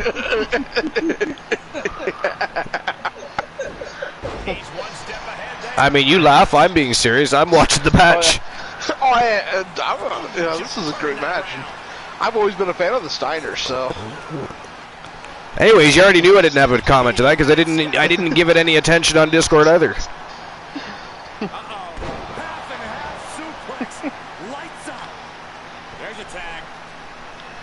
Give my second list. Second. Actually, that was a pretty good one, though. It really was. No, it was, because it gave us room to argue the fact that, okay, their championship reigns weren't good, but a lot of the ones that he brought on that list were really good in the ring and entertaining. They brought entertainment value to the shows. Oh yes, even the Cat had entertainment except value. For maybe Deborah. Arguably. Yeah. Deborah was not the most exciting. But no. My second list is the 15 best wrestling finishers ever. according to Ranker.com. Sorry, it's which? The 15 best wrestling finishers. 15 best wrestling finishers. I always love these because there's a lot of lists people do for best finishers, and they're always different. So I'll be interested to see what they've got on here. I mean, you know that the tombstone and stuff will be on there. They always throw those on there, but I'm interested to know what's in between. This is cool. I like it. And being from Ranker, that means people have voted on this. And, Yeah. You know, So it could actually be a more legitimate ranked list type of thing. Could be. could be, but then the Taco Boy list are also voted. Why do we have to bring that up? Gaslit. Well, Uzi asked me if I had any Taco Boy lists. Woozy? Don't get him started. We'll end up with a Taco Boy list by the end of the night. Talk about dismantling your opponent. Getting tossed. I think these guys are just going to fight all night. Like, I just don't think there's going to be a winner here. Into the corner. I don't either. Don't get me wrong. It's been a great match, but they just seem to be content beating each other up. You know, why end the match? Let's just keep decimating one another. Across the top rope. And now he's dictating the pace. Number 15 on the list is Chris Jericho's Walls of Jericho. The Walls of Jericho. Yeah. It's like a variation of the Boston Crab, but I actually think the way Jericho did it was more, looks more devastating to the spine and back than does a regular Boston Crab, I think. Hey, what do you think, Lanola? That's exactly what I think. Yeah? You know, it looked so painful when It he put did. that thing on you. Right? It's You like, know, damn. You know, it looked like he was bending you in half. Well, and the way he did it, it always looked like he had his knee buried right in the person's kidney while he was, you know, bending your spine. Yeah. What we did. To me, that was always one of the most, you know, believable variations. Yep. I agree. That'll stop the count, and this match will continue.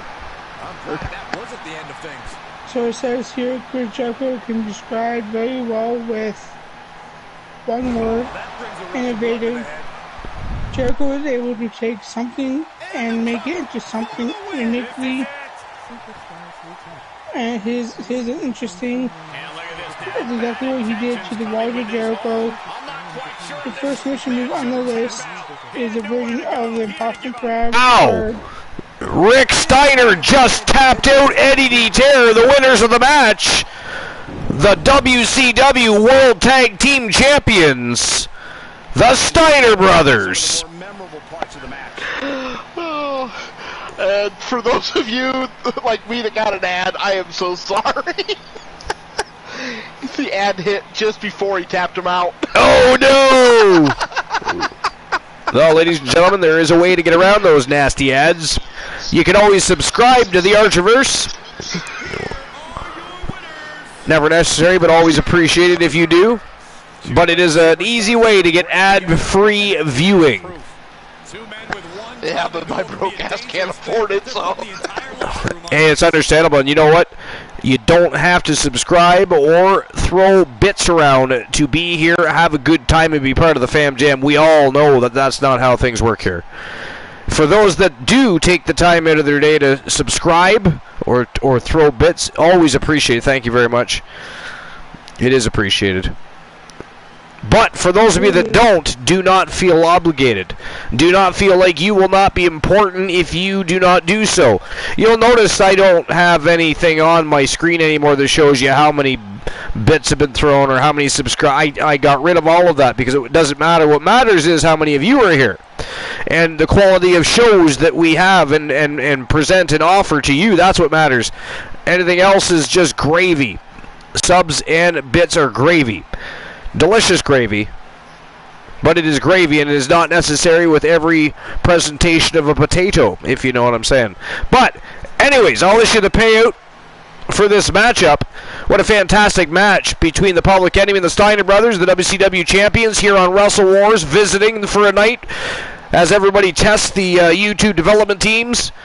It is a night of celebration as we head into Fall Brawl. It's going to be an epic event this Sunday night, 10:30 p.m. Eastern Standard Time. But here we go with the third match of the evening. And, of course, I'll issue the payout. And I will be right back. All right. BRB, says the Great Glenola. And that is not ban ready, Bromer. It is not ban ready, Bromer. Although Bromer would love to ban Glenola. Like, he would like to actually, but he would like to ban me too, so there's that. So there's that, right? All right, who walks out with the W here?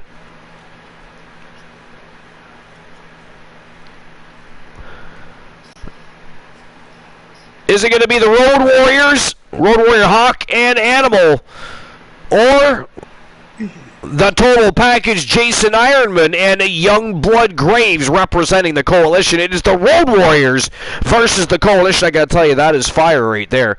I, of course, am going to be... I mean, I love the Road Warriors. One of my favorite tag teams of all time, but I got to side with me boys.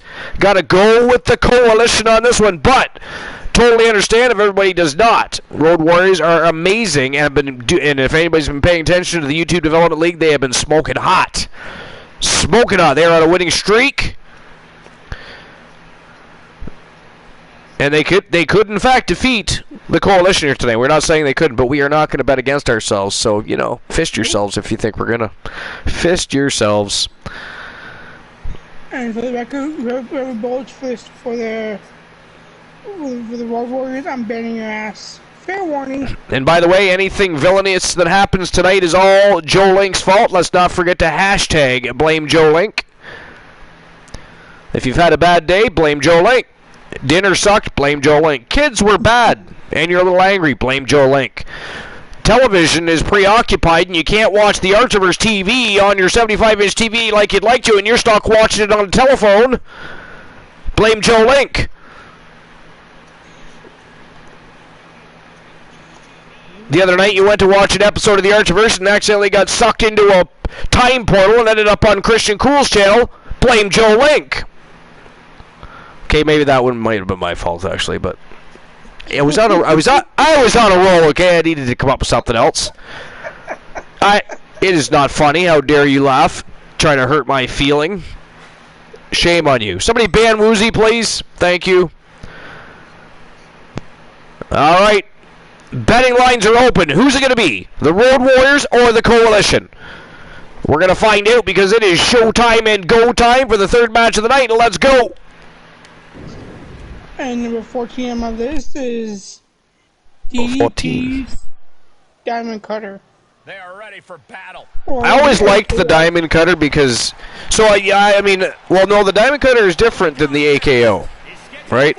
The AKO is different because one is leaping forward, inverted, and dropping the Diamond Cutter. The way the Diamond Dallas Page did it, it was more of a combination of a cutter and a Stone Cold Stunner. Well, the Stone Cold Stunner is a cutter, but it was a combination of the way Orton did it and the way Stone Cold Steve Austin did it, but just Diamond Dallas Page did it before Orton, though. Remember that. The Diamond Cutter came first. And so that's how Randy Orton got the idea to do it the way he does it. Because, you know, give or take a couple more steps and DDP would do it. DDP did do it that way on a few occasions, but not purposely. Just happened to be the way it landed. Likely what Randy Orton saw and decided to utilize. But I love both. But the Diamond Cutter was cool, yeah. It says here, DDP's Diamond Cutter was the out-of-nowhere move before the RKO took that to new heights. Of course, both moves are cutters, but while Orton's... How sad is that? The Coalition walking out to the ring, they got no gold around their waists. Good God, we got to fix that, Woozy. We do. We got to fix that. That is absolutely ghastly. Every time they compete, but tonight might be their best lesson yet. I have returned. Welcome back. Welcome back, the Great Glenola. And did I miss anything good on the list? Nope, on 14. He's still at 14. Oh, okay. And it says here, originally being away from the opponents, DDP was closer to driving the opponent directly down where they stood. WCW made sure to make the move meaningful by keeping it so protected, as it was such a rarity to see a wrestler back then kick out of the move. The move was so spontaneous that it kept fans believing in DDP in every match, which helped him remain a babyface. As even though it looked like there was no way he could defeat the odds, all he needed to do was hit the diamond cutter. I was literally just going to say, a lot of the times that he nailed the diamond cutter was like, literally, he was about to lose matches. He was getting beat down, and like out of nowhere, he would nail that diamond cutter. He'd be up at somebody near a pile or the power bomb him, and all of a sudden he'd reverse it into the diamond cutter. Yep, exactly. Yo, Snorhawk! Christian Cool's not here. Can somebody refund Snorhawk 64? He actually redeemed a silly Cool. Yep, on it. But or somebody diving off the top rope, and all of a sudden they go right into the diamond cutter. Be fair, Snorhawk, if you're going to stick around for a while, Christian Cool will be here later. He will be here later. But that was a move that could be hit from any position, and it still is. The variation with the RKO. It's still one that could be hit. Redeemed a silly woozy instead. I should bang your ass. How dare you? That is Woozy's absolute favorite redemption, Glenola. This is not He wants a silly Woozy t-shirt for Christmas. Oh, there we go. And you did earlier in the episode, you got a tree of knowledge of rotten fruit. I did? Yeah, you did. TBS gave you one. I missed it. Oh, okay. Let me see here.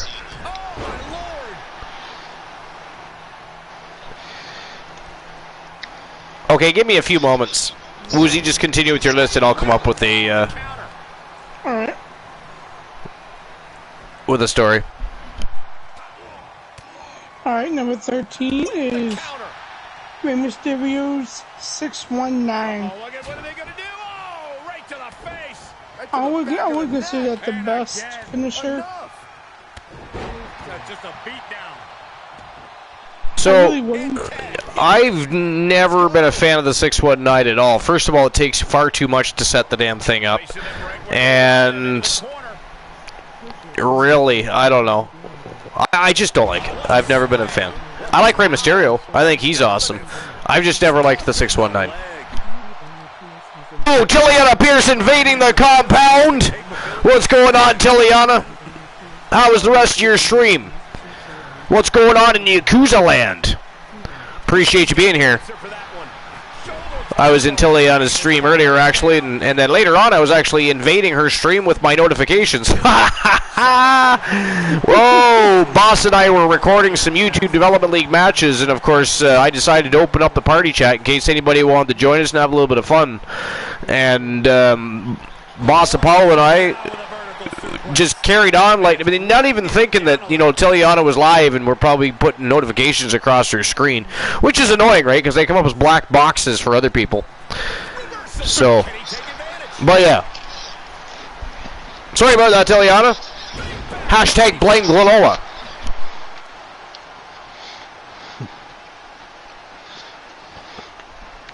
Yeah, it says here Rey Mysterio's 619 is a unique finisher on his list. On this list, Mysterio doesn't always end the match. Right after hitting the 619, Mysterio used to run the West Coast Hop right after their move. Now Mysterio will typically do a frog splash, which is also an odd way to Eddie Guerrero, but it is the 619 move itself that stuns the opponent the most. That'll break his arm. Vicious. Okay, that is true too. Number 12 is Rock's Rock Bottom. You know what's funny? I actually dislike the Rock Bottom more than I dislike the People's Elbow. Oh, look at this. Just cranking the head. That's gotta hurt. I've never liked, even though the, you know, the one Elijah Archer utilizes the one People's Elbow, you know, I personally am not a fan of the People's Elbow, and I'm not a fan of the Rock Bottom. I never have been. Well, my only thing with the Rock Bottom is I think Booker did it better with the bookend. Well, it was virtually the same thing, just on the opposite side. Yeah, I don't know. I liked Booker's a little bit better. Booker put a little more torque behind it. You know, the way Booker did it, it looked like he was trying to hurt you. The way The Rock did it, it just looked like, you know, it was a finishing move and he was taking you down. Yeah, you know. But it didn't look like, okay, damn, yeah, he's going to be out of wind. He's not going to be getting up from that. He's going to be down for the 3 or anything like that, I don't think.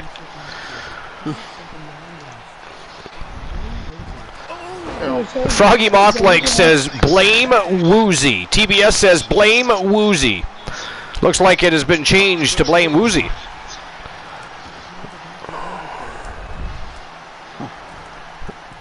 Snorhawk says, what about the end of days? We weren't talking religion, but I mean, if we must. Buckle up. This is gonna hurt. Theory on the end of days, Eric Lanola. My goodness. They'll come when they come. It says here, most people love to see The Rock hit his People's Elbow, however, And this might not have a that pleasant is ending. his top signature move and not his finisher. The Rock Bottom is his finisher, but okay. Well, I mean, it depends on the year. It is much like John Cena's 5-knuckle shuffle in that it sets up for his finish. See, now the 5-knuckle shuffle, though, makes sense, right? I mean, he is dropping a fist into your forehead. You know, that's not going to feel good. It's as opposed to a modified Uranagi that Booker T did better. Right? Mm-hmm. Now, I've never liked Cena's attitude adjustment, or FU, depending on the year, of course. Right? I just never cared for it. I thought that I would have rather seen Cena do a modified Death Valley driver of some sort, personally. There's a few different moves I would have rather seen Cena do, but I mean he became, you know, synonymous with what he's doing. So there's that. And then number 11 is Triple H's pedigree. See, now that you couldn't pay me to let somebody do to me. So listen, that is a butterfly or a double underhook face buster. You can't stop that. The only thing between your nose and the canvas or cement or wherever you're landing is your frickin' teeth. Right? If you don't follow through and work with your partner well doing that, you're going to be hurting unit by the end of that match. Well, that's what happened with Draws. Right? I think it was that he had positioned his head wrong. It happens. People have gotten broken noses. Guys, I have to run to the facilities. The lineup does look short, so I'm going to jump on ahead of there. I will be right back, but the bladder is blaring music that I don't like. Be right back. Triple H's pedigree is one of the most protected moves in WWE history, other than the match against Ultimate Warrior at WrestleMania 12, which is why he was such a big deal his own kick out of it, and it was typically one of the biggest stars in the company. Number 10 is what Archer was saying was Brock Lesnar's F5. I would consider that best. Not at all. Hits him with the counter. These two showing But anywho, how scouted they each are. Brock Lesnar is one of the most dominating wrestlers in WWE history. One complaint about him, though, is how he could often take the best a wrestler could give, and then when it is time to end the match, he just hit one F5 and hit anyone. However, that helps make it one of Anchor's voters' favorite finishing move. Over the top into a rough landing. He's in a little bit of trouble now. This is what the purpose of a tag team is. Don't be afraid to use the resources and help your partner offers. And then number 9 I don't like the look in his is eye Bret here, folks. Hart's sharpshooter. I would figure that would be in like the top 5, I would say. Wouldn't you say that, Granola? Sharp elbows to the body. I would have thought so, but we'll see, yo. Maybe there's a reason. That'd be a good fucking reason. It says here the highest rated submission on this list is Bret Hart's iconic sharpshooter submission. Hart used the leg locking back wrenching submission to win most of his matches in his career. And when there has been a tremendous amount of variations to the move, Hart will always been known as the most iconic. A larger part of why the move is so loved is because of how perfect it was for Hart's character of the excellence of execution. Gets him with the counter. I have returned. My bladder thanks you for your patience. It is definitely playing a different tune now. Alright, so you missed number 10 was Brock Lesnar's F5.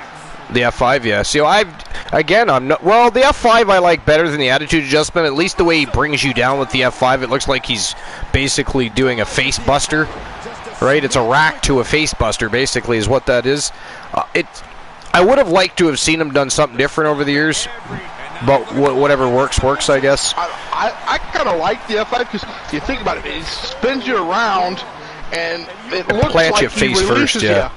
you. But he's almost like he's throwing you down, though, because when he does it, it looks like a release. Yeah, It does not look like he's guiding you down. Well, he releases you on your face, but he guides you down a little bit, then releases you. You know what I mean? He pulls you down so that you're definitely landing on your face. But I know how it works, but if you it's better than the attitude adjustment or the FU, which was the answer to the F5, right? Which was that's what it was originally called, was the FU. But I mean, it was not a good substitute for the F5. I'm sorry, John Cena, it just was not. As a matter of fact, I think that his 5-knuckle shuffle would have been a better finisher than the attitude adjustment. I would have used the attitude adjustment as a signature and then dropped that 5-knuckle shuffle and pinned him for the 3. If it were me. Don't you see? I used, and number 9 was... Do you see? I see. Do you see? I see. I see the total package on his back and Road Warrior Hawk going upstairs. That is... Oh, look at this Youngblood. Yeah, baby. There you go. I was just going to say, where is Graves in all of this? He's just going to allow that to go down? How dare he? He did not. No. And number 9 is Bret Hart's sharpshooter. Come on, count along if you want. Antlers in the treetops. Why are you, what? Did I miss something? Glenola, why does it say antlers in the treetops? Back when you went to, when you left, put in their head into the outhouse by Willie Make It. Snorhawk redeemed something. All right, hold on, Snorhawk. I'm looking. I'm catching up on the chat right now. I went to the bathroom, sir. For God's sakes, I'm a host, not a magician. All eyes on you. Nice. All right, Snorhawk. I think I still have your logo. If I don't, I'll ask you to send it back to me. And which arena would you like it put in? I mean, would you like it put in Wrestle Wars, Starcade, or YouTube Development League? You do not want to lose that way. And of course, the other way to get your logo put in one of our arenas or on one of the superstars' attire, in the barricade, on the ring posts, or wherever you decide you want it, you can subscribe to the Archiverse, and rather than just redeeming for 2 weeks at a time, you automatically get a free month of advertising for your channel. We advertise your logo in our arenas. And Snorhawk, I would recommend the YouTube because there's multiple matches a week shown on YouTube. The YouTube Development League is smoking hot right now. Smoking hot. I mean, we had a match between Brock Lesnar and the Bloodline that got over 4,000 people watching it. Lots going down. I mean, you got rising stars, you got rivalries being formed, feuds happening right between and right in front of our eyes. It is absolutely fantastic. And again, that's why we're showcasing later tonight. We're going to have YouTube Development Champions taking on Wrestle Wars Champions. Opportunities are knocking for the YouTube Development League superstars.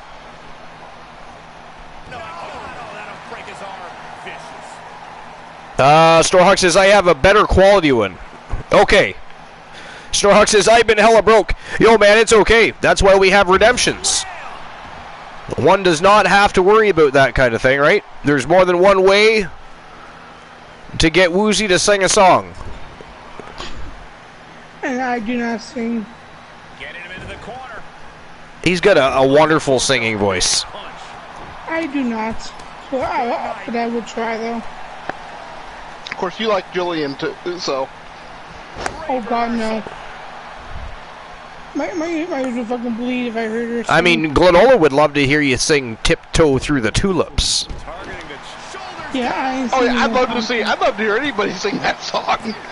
Froggy Mocklegs just redeemed a silly Woozy. It's silly Woozy time. I'll do that to my list. After your list. After his list. After his second list. Yes, that's my second list. I will do it. So number 8 is the Dudley Boys Death Drop. The Dudley Death Drop. Yep. There are a lot of... It always looked vicious. It really did. Only one man is kicked out of it. I mean, let's be real. It is simply a lift-up neck breaker, right? It's an assisted neck breaker. But they always did it through a table or a chair, or even when they didn't do it through it, still the way they did it just looked like it would be painful. Yeah, actually, I preferred it over a similar move. The was it the Natural Disaster or something like that? Was there was a team in TNA that had a similar move, and I think it was like the Natural Disaster or something like that. Well, natural disasters were Typhoon and Earthquake. Yeah. No, this was a team in TNA. No, I know. I'm trying to think, too, because I think I know who you mean. You're right. They did have a very similar... Oh, it's Snorhawk. So Snorhawk said development sounds good, so he's responding to you, basically, go all there. He says development sounds good. Carlos Hawkins has been away for a while, needs to refresh. So, yeah, we'll get Carlos Hawkins going in some YouTube development matches and get his craft honed in. Surprised Arch didn't say that about Brett being number 9. Yeah, the sharpshooter was number 9. Yeah.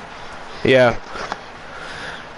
I mean, there's definitely other finishers that are a little more brutal than the sharpshooter. But the sharpshooter is definitely a great submission move. And the way Brett did it, it looked painful, you know, because he was attacking the thighs, the calf muscle, and your spine all at the same time. If it's done correctly, that's why a lot of people, and you could tell right away, The Rock was infamous for not doing a sharpshooter very well. He just became kind of infamous for it, so people wanted to see him do it. But plus, he was a big Bret Hart fan. The Rock was a huge Bret the Hitman Hart fan. But yeah, he did not do it correct. But if it's done correctly, yeah, you're locking in a leg lock, and it's attacking the calves, thighs, and your spine while he does it. And by the way, I've been in a sharpshooter done correctly, and it does not feel good. Incorrectly, it was just kind of like, okay, this is uncomfortable. You can let go of this shit anytime now, please. It wasn't fun either. Like, I'm not saying that was great either, but the way if it's done correctly, it actually like kills your calf muscles, and your back doesn't feel very nice either, actually. So there's that too. But otherwise, don't let somebody DDT your ass. Do not let somebody DDT your ass. So I did that, and let me tell you something, a DDT's nothing to fuck with. You know, that would be an absolutely brutal thing to watch somebody do to somebody if you were somehow able to get somebody off balance and actually deliver a DDT. Like, that is vicious. Like, you're driving their forehead or face right into the friggin' floor or road or wherever you are. Ghastly. But, hey, Archer, it was the Naturals, the tag team. And the move was called the Natural Disaster. Yeah, the move was the Natural Disaster. Okay. Oh, look at that! Coalition just picked up a big W. It was their variation was a tilt-a-whirl flapjack into an elevated jawbreaker. Yeah. So a little bit different than what the Dudleys did, but pretty much the same idea. Yeah.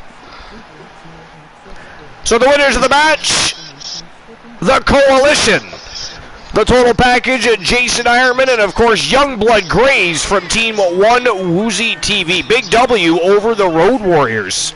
That was a hell of a match, though, too. Youngblood looked good in there tonight, Woozy. Yes, he did. He did. All right, I'll get the payout issued for that. Number 7 is Undertaker's Last Ride. Yeah, I've always liked the Last Ride. I mean, that is an elevated, a very elevated, like hyper-extended elevated powerbomb. I mean, you're getting some huge elevation, and then the way the Undertaker did it, if you watch, go back and watch, you probably never noticed, or maybe you did. Some of you may have, some of you may not have, but you will now. The way the Undertaker does the Last Ride, it isn't the same way other people try to mimic and do it too. The way he did it is when he had you all the way up, his arms were extended, he pulled that person down almost like Kevin Nash did with a jackknife, and basically bounced your neck and skull and spine all at the same time off of the canvas. Other people are also doing a version of the Last Ride these days, but they don't do it the same at all. Yeah, no, you know, when you realize you're starting out at 6'10", okay, you're up on his shoulders, you're basically 6 feet 10 inches off the floor. Yeah. And then he extends. Yep. You know, you got to be 8 foot in the air by that point. You know. And by the way, if anybody isn't aware, some of the matches you're seeing tonight are happening because of their success over in the YouTube Development League. That includes the Steiner Brothers, the Road Warriors, even though they just lost their bout to the Coalition, and the British Bulldogs, who are about to face Demolition. They have all been smoking hot over in the YouTube Development League, and of course we kicked the night off with a 6-man submission cell for the YouTube Development League's Internet Wrestling Submission Championship fire matchup. Mr. Perfect retained his title. What a match that was. And now we're about to see history in the making, because we have the New Demolition taking on the British Bulldogs, Dynamite Kid and, of course, Davey Boy Smith. This is going to be a smoking hot matchup. Who do you guys think is going to win this matchup? Because all 4 of these gentlemen, powerhouses, technicians, they can fly. They are absolute total packages. No pun intended to Jason Ironman or Lex Luger if he happens to be watching the show from his Well, actually, he's in a wheelchair these days, isn't he? I was going to say that something different, but he's in a wheelchair these days, so I better not say that. But anyways, the British Bulldogs versus Demolition from Team The Turret Man, and of course, Team Complete Geek TV.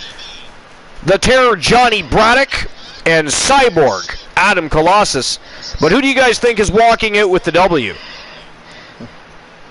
What do you think, Woozy? I'm going with Demolition. You're going Demolition?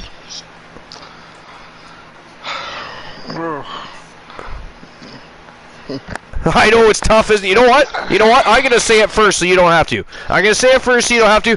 I'm actually I clearly have been paying attention to what's going on in the YouTube Development League.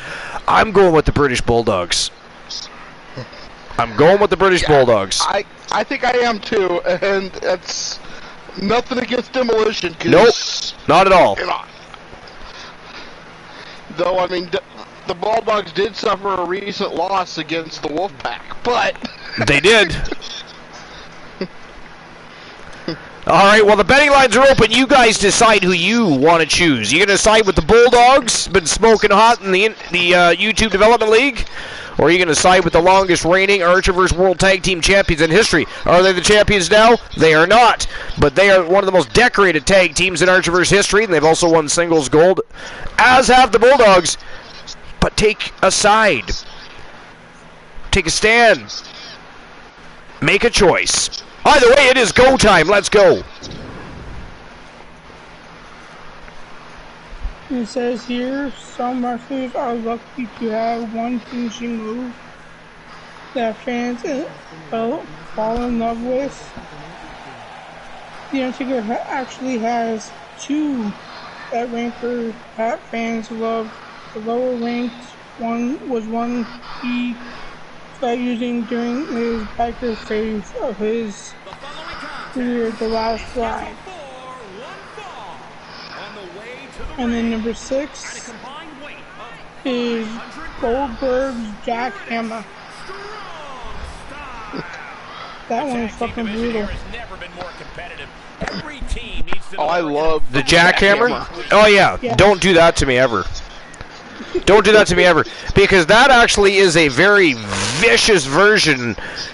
What that is a suplex to a power slam. It is a standing vertical suplex to a power slam, in which case Bill Goldberg, the way he does it, literally torques your entire body, wham, down to almost a combination of a power slam and a falling power slam. It is vicious. One good thing Bill Goldberg did was developing that move. It was fantastic. And by the way, even though people have argued this with me in the past, and I don't argue everybody's opinion matters, and it's okay, but I think that Bill Goldberg had a good spear. Oh, definitely. I think other people say nay. They think Edge. They think other people have had better spears. I think Bill Goldberg. He was an NFL football player. He basically modified a tackle and turned it into a spear, and it looked like it, would break you in half. Yeah. It literally did. I'll be honest. As much as I love Edge, when I think of the spear, I think of Goldberg. Right. And the one in particular was against a wrestler a lot of people don't even remember, Kiwi. No, I don't think I do. He also went by Angry Allen for a while in WCW. But he was put in a match with Goldberg, and Kiwi did a springboard moonsault off the middle rope and got speared in midair. Oh, that was, you know what? Who did Edge do that to? Speared them off of a ladder, or were they hanging from the title belt? I'm trying to think. Was it from the title? No, the ladder itself. It was a ladder? Okay, yeah, and he speared somebody right off of it, and man, it was vicious. Putting all their bodies on the line for that one. I actually had shared the match in the Discord in the videos. Yeah. But Goldberg did 2 matches that night. Back to back. If I remember right, the second one was Arquette. David Arquette, our favorite. WCW wrestler of all time. Good God. I mean, wrestling history could have done without David Arquette. I mean, there's a few things wrestling could have done without, but that being one of them.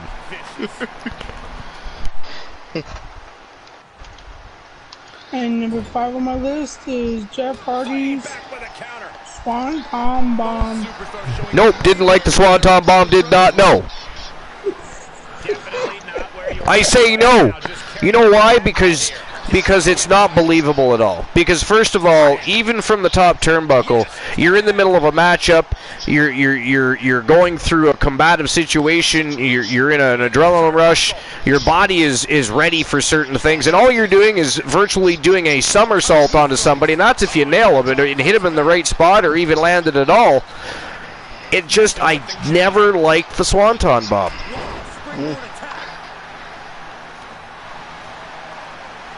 It says here, Jeff Hardy's Swanton Bomb is probably the most famous aerial move in wrestling history for the most part. Well, he does it better than everybody else. Let's be honest. Let's be honest. He does do the Swanton or the Senton, right? He does it better than everybody else. He does. Jeff Hardy. I still hope. So I'm just going to say it. I still hope Jeff Hardy gets his act together and is able to make a comeback. He's still young enough to have a few good years left. He is one of the greatest, if not the greatest, extreme performer of all time. And I would love to see him have a good few years left in the business and ride into the sunset and be a success story. I really would. I want that for Jeff Hardy. I know he's already had opportunities, he's had his chances, but it's Jeff Hardy. And really, I would want that for anybody, but Jeff Hardy needs to go down in wrestling history in a positive manner and not have to be a negative side story like some of the folks in the past. You know what I'm saying? Mm-hmm. Yeah. That's what I'm saying. Yeah, I'm going to disagree with you on one thing, Archer. I liked the Swanton.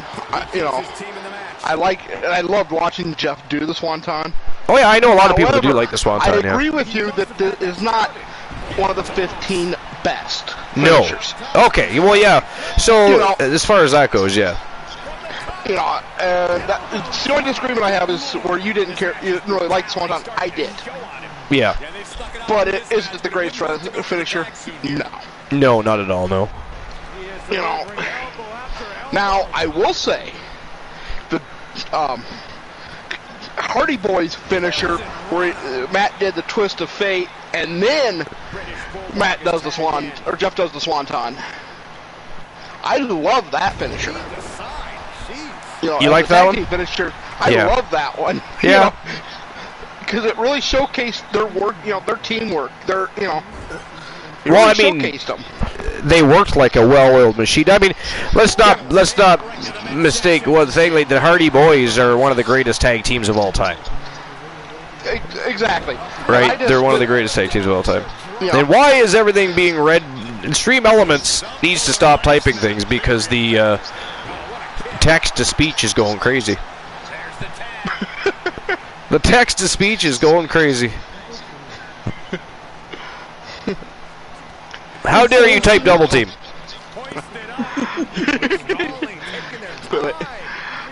But Archer, I mentioned that Goldberg-Queewee match. It was less than a minute. Less than a minute long? Nice. The bell rings until the ref is raising Goldberg's arm. Froggy got John Moxley. Hey, I got John Moxley too. That's it. Archer versus Poindexter. YouTube Development 1v1. Yo, the British Bulldogs just beat Demolition. Wow, big win for Davey Boy Smith and the Dynamite Kid. Continuing their success from the YouTube Development League, much like the Steiner brothers did earlier tonight. The Road Warriors did not have that same level of success, the Wolfpack. Wait a minute, did they face the Wolfpack? Yeah. Yeah, they did. That's right. Because yeah. they defended against the Wolfpack defended against Demolition, and then the Bulldogs. And then the Bulldogs, yeah. All right, so I'll issue the payout for that. Congratulations to the British Bulldogs. Huge win over Demolition.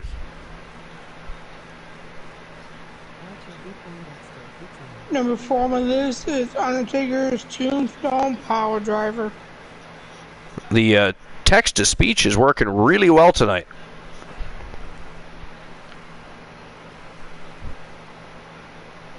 All right, so the winners were the British Bulldogs. There we go. The payout has been issued.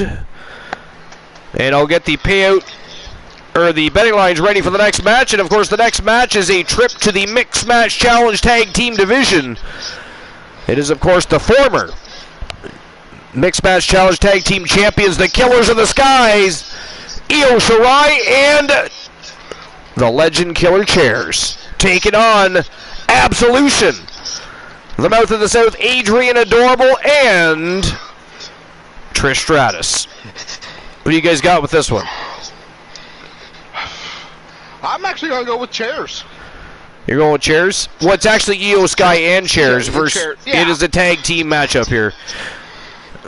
But, Former champions versus the current reigning defending champions. Now, the titles are not on the line here, but it is the former champions versus the reigning defending champions. Yeah, I just, they're just so impressive that as much as I hate voting against, Team Carliti, with Adrian Adorable, I have to.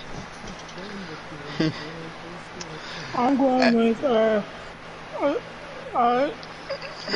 Aries and Io Shirai.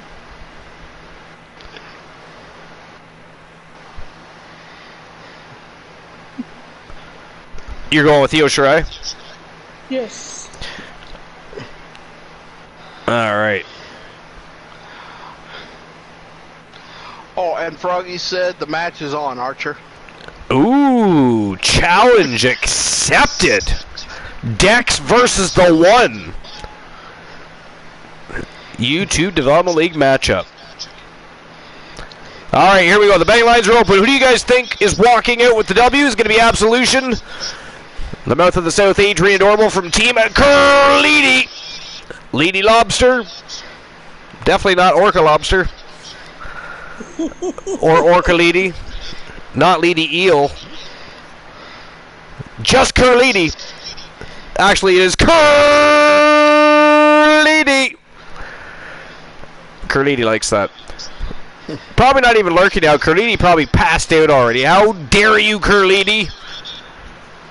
But anyways, and of course, their partner in crime, Trish Stratus.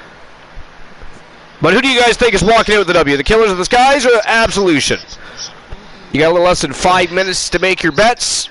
And it is showtime and go time. Let's go. It says here the Tombstone Power Driver is a perfect move for the Undertaker's character in terms of selling. It is easily one of the most painful looking moves.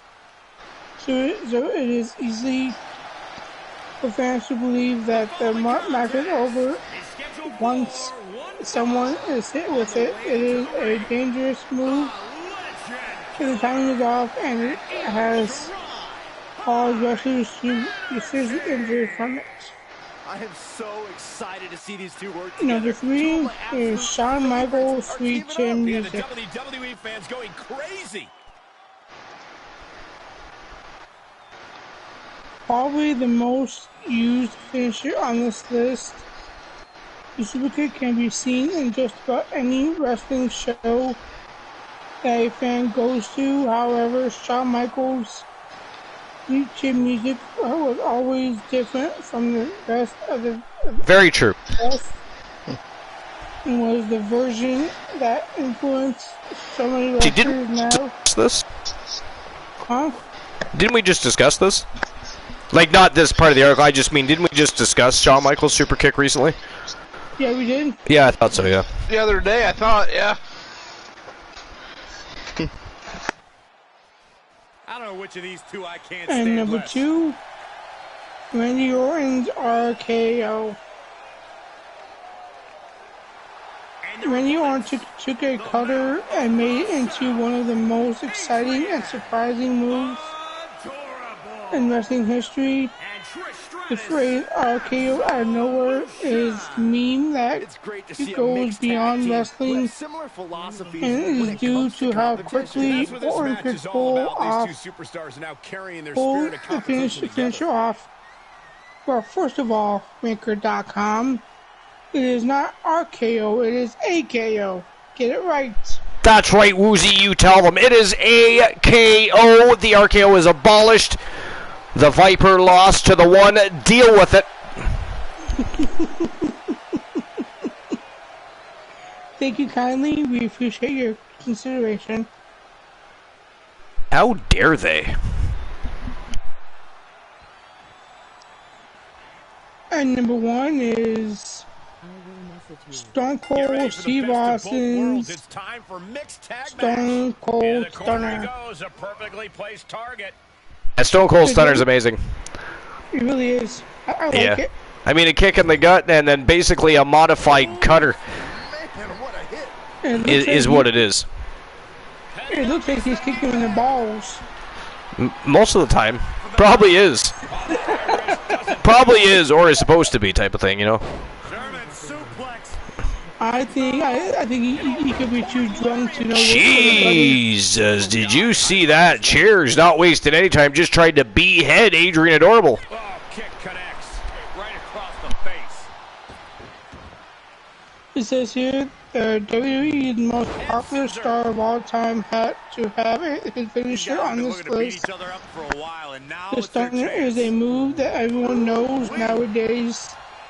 A stunner can be seen quite often, and a rarely used as a finisher, and more of a move used to simply stun an opponent. But it has rarely been used the way Austin did it since Austin hung up his wrestling boots. And that concludes my list. Kevin Owens does a good stunner. He really does. Yeah. I don't know if I wouldn't say there's too many people doing a Stone Cold Stunner these days, but there's definitely a few people, Kevin Owens being one of them, but he does a very good version of it. If I'm not mistaken, Stone Cold is a fan of the KO Stunner. No, because I'll tell you, I love the way Stone Cold did it, and I loved it with a couple people in particular because the way they oversold that was just so beautiful. You know, The Rock being one of them. God, The Rock totally oversold the stunner, but that was beautiful though, right? Wasn't it beautiful? But right? It was to me, for overselling it, Vince McMahon did the best job. Yeah. When he was twitching like a fish out of water. Everybody's first favorite hero in the house. I don't think, did we acknowledge, can we get a shout out for every first favorite hero?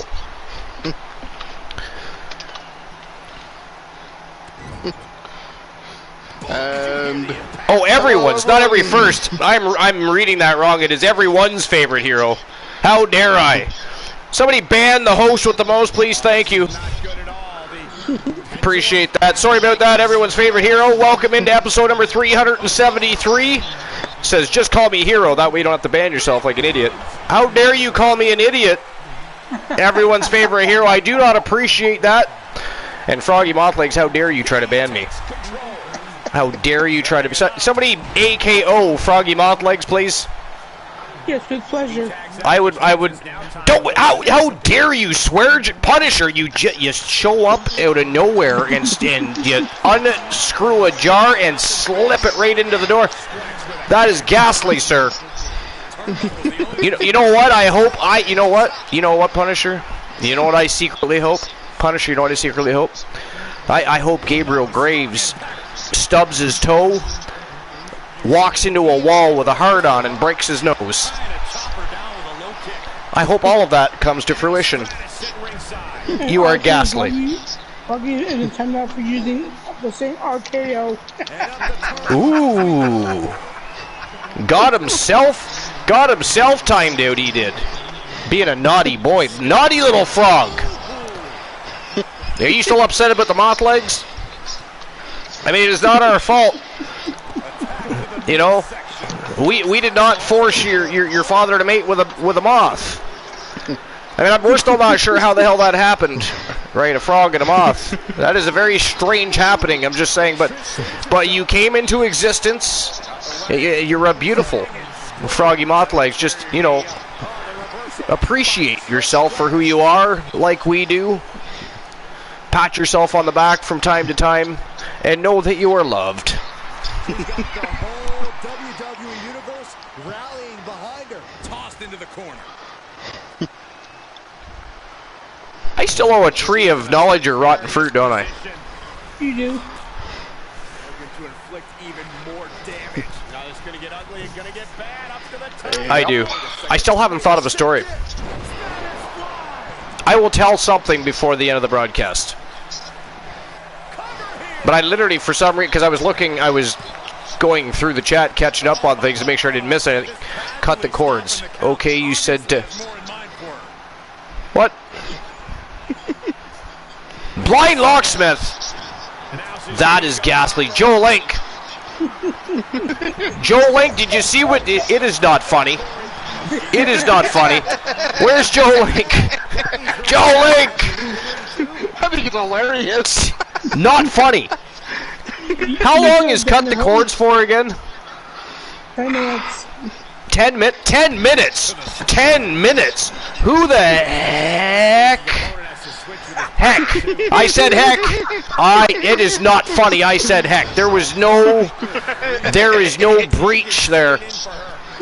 Don't you dare try to stir the pot on that one. I said heck. Heck.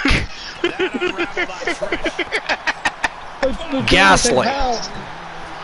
Who made that channel reward? They should be banned for life from the Archerverse. I think Archer made that one.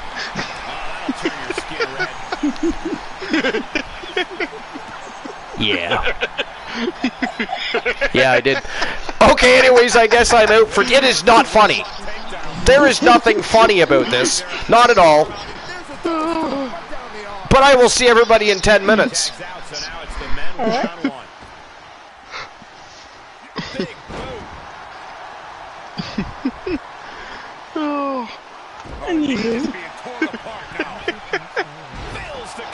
I'll just come on back. Oh, Joe Link to the rescue. Look at that. Took you long enough, Link. What are you doing? You over there at work laughing at my dismay? Are you laughing at my problematic followers and supporters coming in here to stir pots and cause villainy and anarchy during my evening of an epic evening of 9 matches of fire? No. Punisher says, I'm not reading that. I am not reading that. Can somebody AKO Punisher, please? No! Clonola?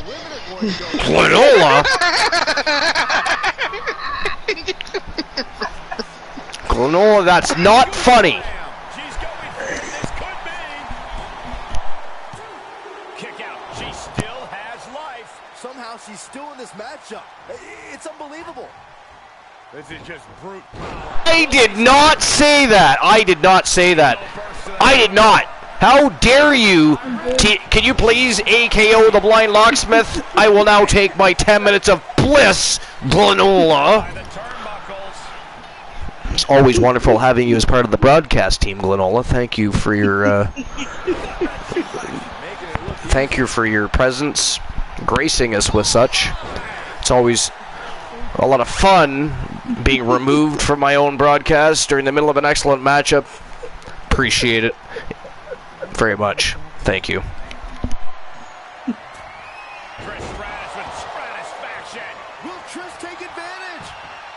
Anyway, this has been one hell of a match, folks. Because I am listening, I am working, all my duties have picked up to the Juju COVID LOL. This crowd is on pins and needles. The WWE wants it one more time. Oh, I do hope things improve soon for you, Joe. Yes, Joe. For some reason, Come on back, Archer. She might have something else planned here. Ooh, Joe Link with the God Complex. Ha ha! Take that, Glenola. Thank you very much, Joe Link. Appreciated you are. You've been saved twice. Twice. Sadly, I think they can only be used once a show.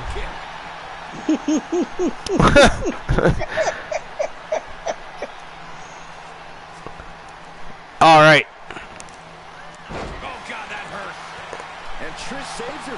Man, Io Shirai and Trish Stratus really taking it to each other here.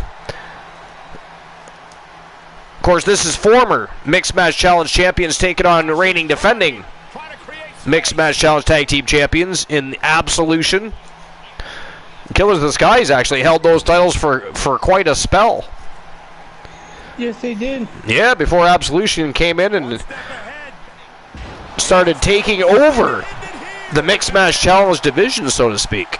At least as of late. I think they won it in a triple threat tag team match. Bodies have been decimated. Fortitude has been If I'm not mistaken. are showing their approval. I actually think you're right. These superstars' performances. And now the tag resets the action as the men get set to do battle. Everyone's favorite hero says, well, I have to get the kids to bed, so I'll chat with you soon. Thanks for letting me chill. Everyone's favorite hero, you are always welcome. Thank you very much for stopping by and taking the time to spend any of your day here with us.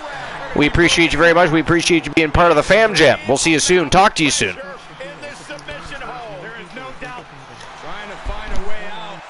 Hey, take care, hero. Have a good night, my friend. Nobody acknowledge Glenola. Ignore that. No, you just pretend that did not actually just happen.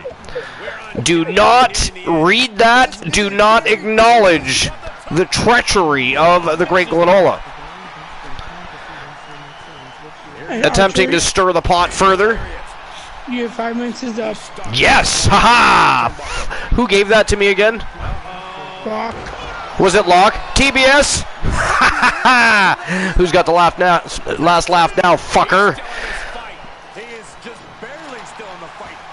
How dare you slip a swear jar onto me like that? That was too close for comfort. A new strategy is needed right about now. If that couldn't Took that one like a champ. So, take that, TBS. RJ, be careful. Be careful for the next 10 minutes. Oh, good God. Why do I have 2 swear jars in a row? That is disgusting. What is going on here tonight? What exactly is happening? Why do I have 2 swear jars? I have no idea. Somebody ban both Froggy Mothlegs and Glenola. Well, he called you a fucker as soon as the swear jars didn't even hit yet. I didn't call anybody a fucker. Shit! Rosie! Fuck! Shit fuck! God damn it, you know what? You know what? You bunch of bastard. It is not funny. It is not funny. We got an interesting scenario here. That was, you know what? You set me up running a coup. They just. I didn't fail 2 of them. Shit, yes I did. Fuck! You bunch of villainous pricks. You know what? You know what? You know what? I hate you all equally. I hate you all equally. None of you are funny. You know what? You know what? You know what I'm gonna do? Oh wait a minute! I already have a show tomorrow. You know what I'm gonna do? I'm gonna have a show at some point when we don't have a scheduled. And you know what? None of you fuckers are invited. None of you. You know, it's gonna be a broadcasters only show. I'm not. You know what? I'm gonna talk to myself the entire time. The entire time. I'm not going to have any co-hosts, no viewers. You know what? I'm going to have championship match. It's going to be a good time. I'm going to make myself a bowl of popcorn. I'm going to grab myself a Coca-Cola. I'm going to sit down, have a Coke and a smile, and giggle my shit off because you can't watch the show. I hate you all. Goodbye. See you. It is not funny. It is not funny. Speed up the band time. It doesn't work on a swear jar. Only a God complex, I believe, if I'm not mistaken, works on the swear jar. Unfortunately, the swear jar is a sacred no potty mouth in the PG era of the Archerverse, apparently. I mean, what's next? We're going to have Alan Severin walking around looking like a bowl of Fruity Pebbles like John Cena. It is not funny. You bunch of villainous bastards. All of you. Running coups, planning to remove me from my own show, trying to take over upstage. The host with the most that is ghastly in nature. I do not appreciate it. It hurts my feeling. Goodbye.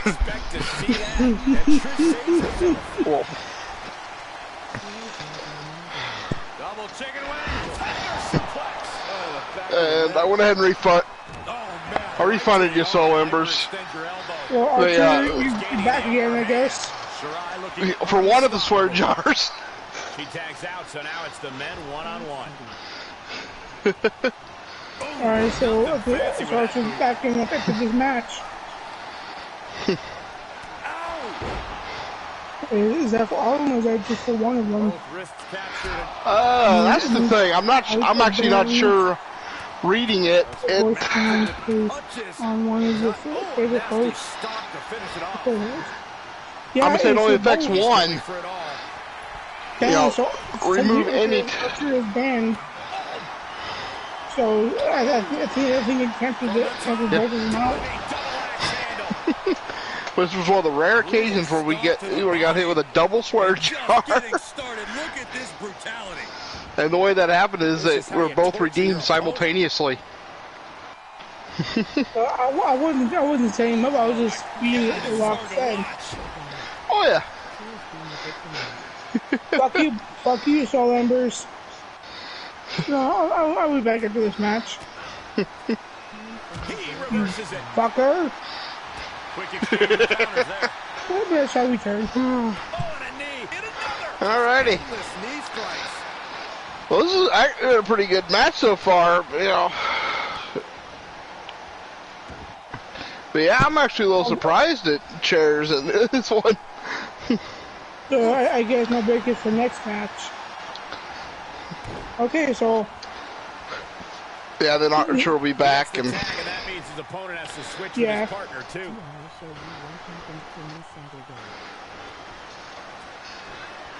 Tough position to be caught in here. So we can show you something that happened to on Saturday. Yeah. Fascinating. We are intrigued. Uh-huh. Hooked him up. And a suplex. Oh, let's see. I have a feeling.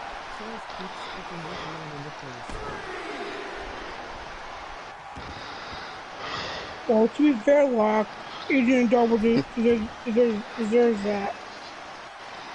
There is that. Sorry, Khalidi. So is this the truth? Start counting, Saxton. Lady Lobster. 2, 3. We could be here all day. Power. I think you're right.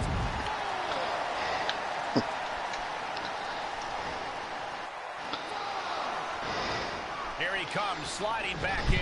But this has been a great match, though. Counters. Back and forth. Setting it up. Not one-sided. There we go. He tags out, so now the women are going to go. What a clothesline. Ooh. Clothesline. Good grief. That unraveled on Trish. That sucks, so glad you're okay. Here we go, Sarai. Going I'm sorry, so you got hit turning left. You gotta be kidding me. Ouch, I'm feeling like fuck. Always an extra. Oh no, there could be trouble lurking for her with this submission maneuver.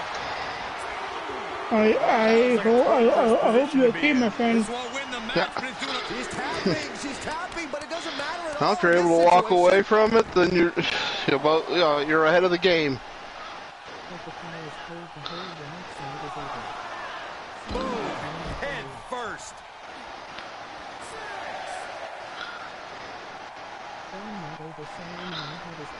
She's in danger of a count out here. I don't know if she cares.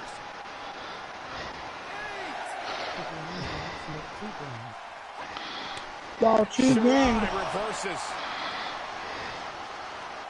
Oh, the arm taking a punch. Yeah.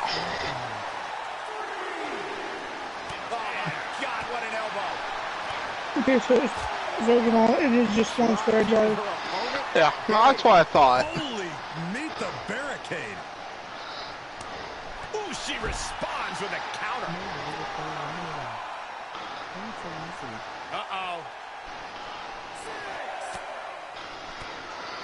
And it's reverse pain for that mistake. Gotta find a way back into the ring now. Before the count runs out. Tilt-a-whirl head scissors. Upset, I love that the toxic speech is the thing again. Don't do count outs. Don't do a fucking count out.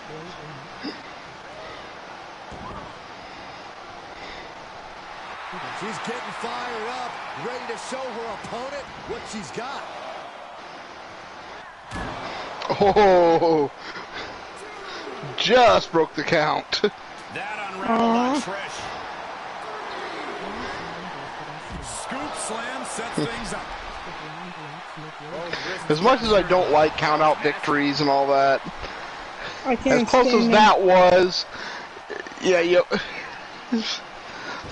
just do it. I mean, you literally got in there. You know, all you would have done is hesitate half a step, and it would have been a count out. I mean, would you want the Wolfpack to get a count out victory? Well, I'm saying I'm not a fan of them, but in that situation where it's that close to the 10, you know. She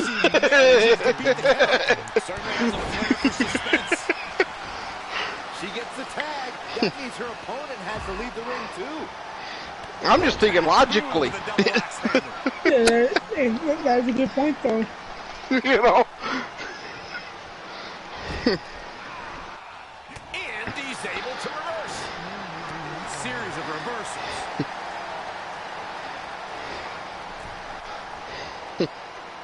Cross the top rope all the way to the floor. These women have been chomping at the bit, and now they're about Ooh, to nice throw move down. by Adrian Adorable. Now Trish Stratus gets tagged in, so it means Io Shirai gets tagged in. Back in under the ropes. Which is now known as Io Sky. Which is so dumb. What was wrong with Io Shirai? Sent right into the corner.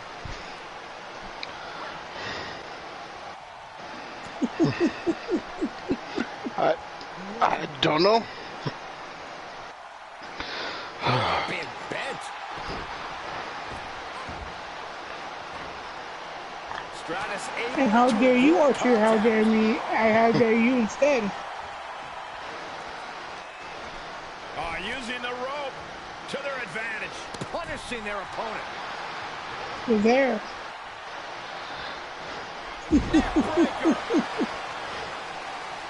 And now the tag resets Remember, the it's action as the hashtag men blame get set Joe to do Link. battle. No way. Astounding power. End of days. Incredible. Now comes in chairs and Adrian Adorable. Come on, ref, get some control. Shut up, Byron. Going up top.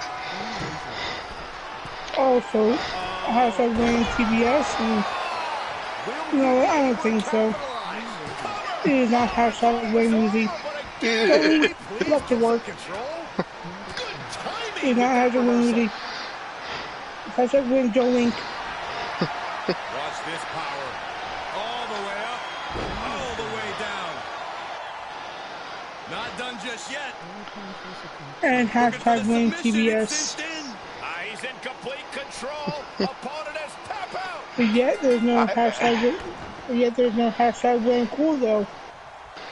I agree with you, Archer. And that is it. That is all. Ladies and gentlemen, the winner of the match, the reigning, defending, and undisputed Mixed Match Challenge Tag Team Champions from Team Curliti, the Mouth of the South, Adrian Adorable, and Trish Stratus, Absolution. And I'll be back after the next match. Did you get blessed? I got banned from the next match. Ooh, you got banned from the match. Welcome to my world, Woozy. Welcome to my world. Or shall we turn? All right, so Absolution with a big W there. Congratulations to Team Curliti and Trish Stratus. A shout out for Team Curliti, please. All right, this next matchup is our first test of champions. The next 4 matches are YouTube Development League champions taking on the Archivers Wrestle Wars champions. Right now we have the YouTube Internet Wrestling Women's World Champion Beth Phoenix, the Glamazon, taking on Nikita Lyons. She is the reigning defending Archivers Women's World Champion. And it is 10 minutes of iron. It is a non-title contest, but it is champion versus champion. I'll get the betting line open.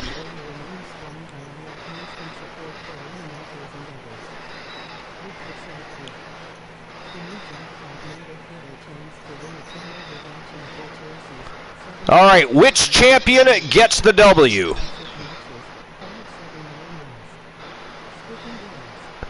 Is it going to be Beth Phoenix or Nikita Lyons?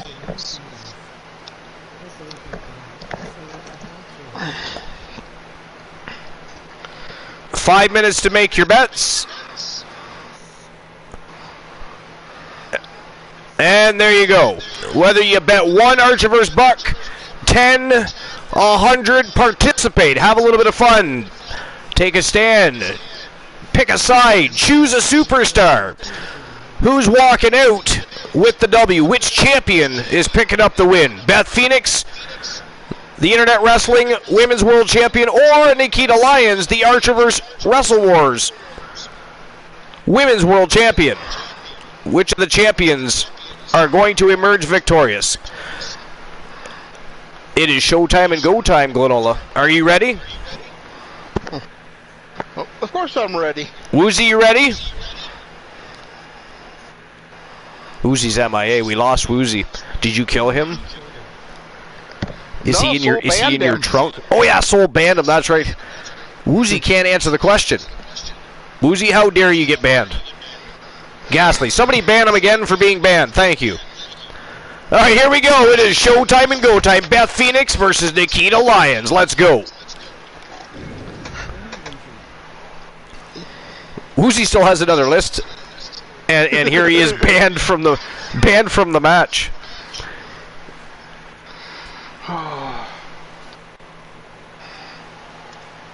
Here's the total package of women's wrestling. The Glamazon. The following contest is an Iron Woman match. Making her way to the ring. Soul says, I came in, and Archer, you got hit, so I hit back. Ooh, Woozy is unbanned. Snack time is over, Woozy. Let's go. Put down the celery. And the Cheese Whiz jar. How dare you? Cheese Whiz and celery. That sounds really good. It actually is quite good. Of course, I'm sitting here munching on saltine crackers and cheddar bacon cheese spread.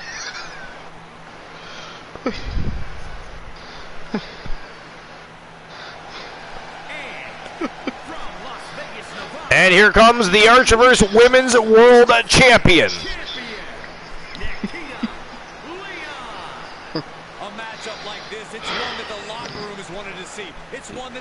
Who'd you bet on? Did you bet for Lyons or Beth Phoenix? I really didn't choose one in this case. Did you not know? No. I'll be honest, I haven't actually placed a bet tonight. Wow, Glenola not participating in the betting lines, guys. Did you hear that? Thank you, Granola.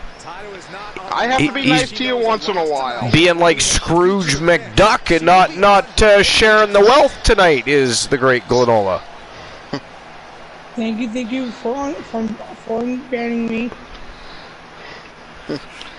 Oh, Soul just redeemed a YouTube title opportunity. Ooh, nice. Wolf and Blackheart for the YouTube tag titles. Oh, well, that can't happen. Oh, yeah. Okay, yeah. You haven't been around. Jennifer Wolf, the Gremlin Wolf, is not an active wrestler anymore. She's currently in a hospital bed. If you don't have enough gas in the tank, you're definitely not going to win. She got run down. Oh, Stephanie Wolf. Oh, Stephanie Wolf. Oh, you want to put Stephanie Wolf up against Blackheart. Although I don't think Blackheart has a championship at the moment. And there's no women's tag division. He's striking it all over the place here. Let me just refund him. It's easier just to refund him. Yeah, for women's television. Beth Phoenix is Women's World. So yeah. There's no neither one of them have the women's title. No. So I'll go ahead and redeem it. Either that, or you can choose to have Big Bubba Bruno challenge for a title, or have Stephanie Wolf. I mean, you'll have to wait and. Well, no, Beth Phoenix is a champion, so Beth Phoenix is the world champion, and Becky Lynch, I believe, is the Internet Wrestling Television champion. Yep, it's Becky Lynch. Yeah. Oh yeah. But yeah, right now the Wolfpack is searching for whoever rammed Wolfman's truck with her in it. Soul says, "Look, when you work more, it's hard to keep up. Damn it."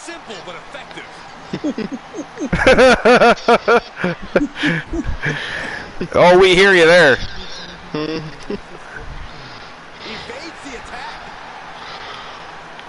I wonder why the text-to-speech stopped working before. No idea. It's one of those weird things, right? Like, it literally just tonight all of a sudden started working again. And I like it because I can hear what everybody's typing. Yeah. And while I'm talking to you or paying attention to a match, I still know when somebody... I like it. There's been times where you're talking and it goes off at times where it's a tad annoying, but ultimately, overall, it's nice to have as a tool. It is nice. Yeah, I like it. Except for when TBS is talking. I want to shut it off. To be fair. To be fair. There's that. How dare you, TBS? How dare TBS? Oh! That was an interesting pinning position there. Looks like something straight into the Attitude Era. And again, for anybody just popping in, this is a 10 minutes of iron matchup between the Internet Wrestling Women's World Champion Beth Phoenix from the YouTube Development League taking on the Archiverse Women's World Champion Nikita Lyons. Champion versus champion matchup. It's a non-title affair. It's a little extra hype as we head into this weekend's big stream preview, Fall Brawl, which is going to be absolute fire, by the way. You don't want to miss that. Nor do you want to miss tomorrow night's episode of Starrcade, because we're going to have more YouTube Development champions taking on WCW champions. I was pumped when I saw this match on tonight's card, but so far this Falls Count Anywhere match has exceeded all of my expectations. Strong takedown. And Phoenix is picking the Nice waistlock takedown there by Beth Phoenix. This has been one hell of a match, folks. It's been a great match. I love Iron Man matches, period. This, of course, an Iron Woman match. We don't want to offend the ladies of the ring. We do not, no. Nope. By the way, Woozy, what is your third list? I say we wait till at least after the Iron Woman match anyways, because this is a fantastic matchup. But what is your third list? I forgot if you told me already and I've just forgotten, or if you just are keeping it as a secret because Glenola sort of shimmied that bad boy on over to your side of the broadcast table. Actually, Glenola's list was my first list. Oh, nice. So you popped that out immediately. Nice. So you saved the best for last. It better not be a Taco Boy list, Woozy. I mean it, or we will ban TBS. If not, but my phone is currently dead, so I can't. Oh, fuck. That was vicious. Did you see that tornado kick to the face by Lions? Oh, woo! Talk about eat defeat. Yes, but my phone is currently dead, so I can't do anything on any lists. He's going to try it again. Oh, missed. Landed with nobody home with that one. That probably didn't feel... I can only imagine that's got to be equivalent to close to landing on a bicycle seat.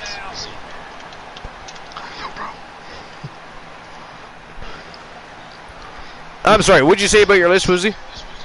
My phone now is currently dead, so I can't do anything on any list. That is not acceptable, sir. We need a phone charger immediately.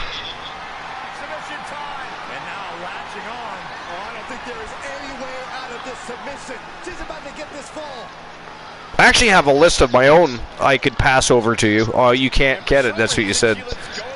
Okay, I've got a list. Ooh, Glenola. Oh, shocking. Glenola has a list. Is anybody surprised by that, by the way? No. I mean, I, for one, am definitely not. Wow! Fall number 1 goes to Beth Phoenix. So the Internet Wrestling Women's World Champion from the YouTube Development League is up 1-0 over the Archivers Women's World Champion. Off the top of my head, I don't remember if we did the one. Let me see which one it was. Okay, so I'll actually go ahead and do that one instead of the one I just found. This is one Soul Ember sent me. Okay. Let me get it opened up.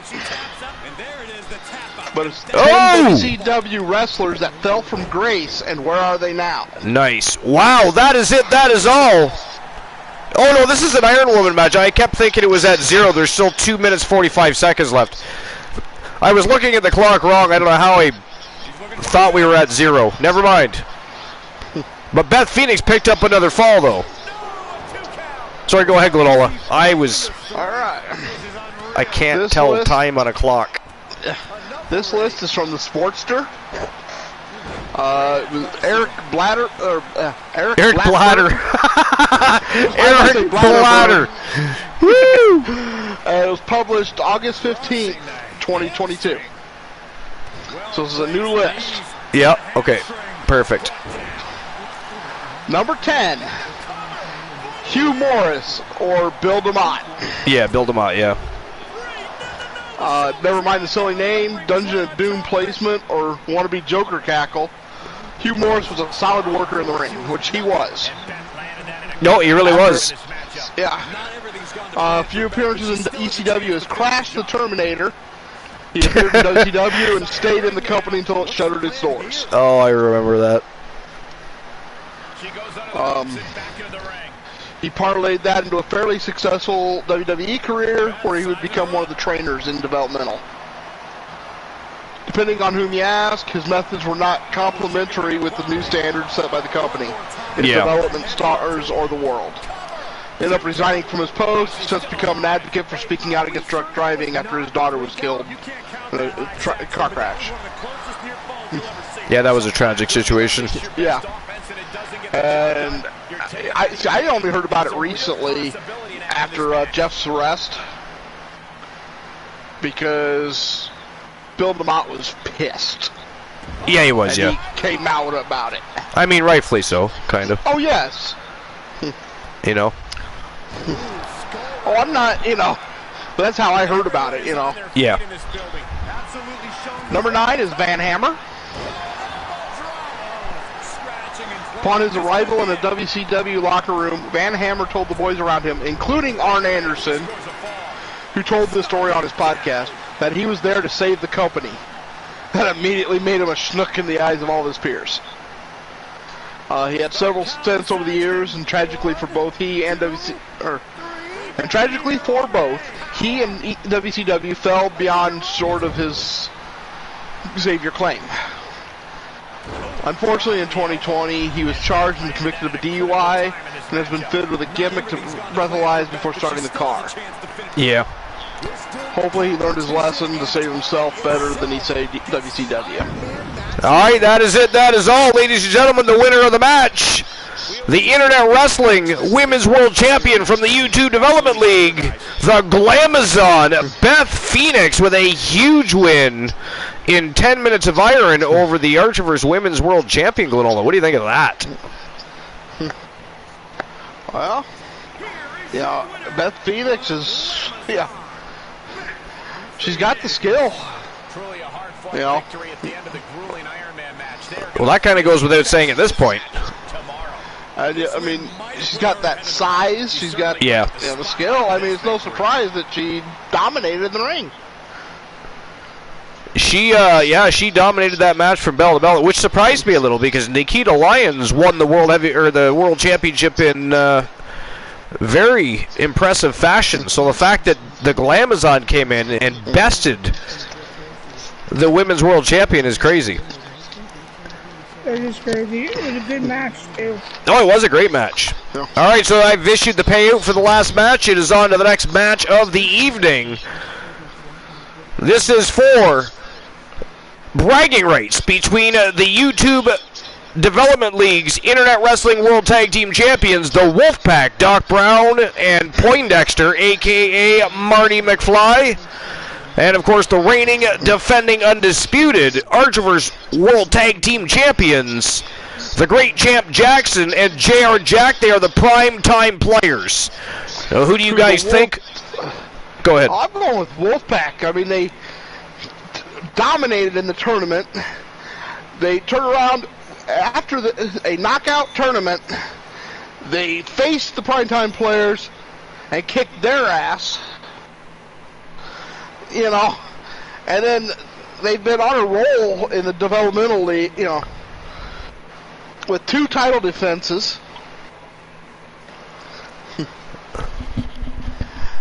You raise very, very valid points. I mean, I'm definitely not going to try and argue that. But which set of champions, guys? I mean, aside from what the great Glenola says, which set of champions walk out with the W? Is it going to be the Wolfpack, or is it going to be the primetime players? I'm going with the Wolfpack. The primetime players are no joke. Correct me if I'm wrong, but didn't they beat... Oh, I was going to say, correct me if I'm wrong, Archer, but didn't they beat the Outsiders in under 4 minutes? The Wolfpack? Yeah. They did. All right, there you go, guys. The betting lines are open. You have 5 minutes to make your bets. Is it going to be Doc Brown and Marty McFly, a.k.a. we still don't know his name, and the Professor Poindexter? The Wolfpack taking on the great Champ Jackson and J.R. Jack, the primetime players. It is showtime and go time. Let's go.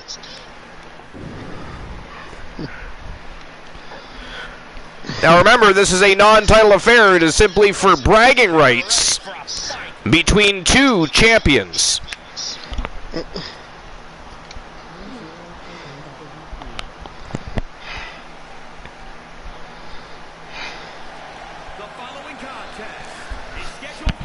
Poindexter wears out his WCW title. It doesn't even wear out his tag title.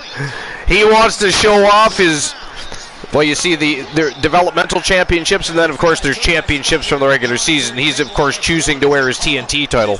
Makes sense. Just you think he would wear his tag title with his partner. But I do understand he's showing that not only do they have development championships, they also hold gold in the regular season. Oh, yeah. The Wolfpack has done it all.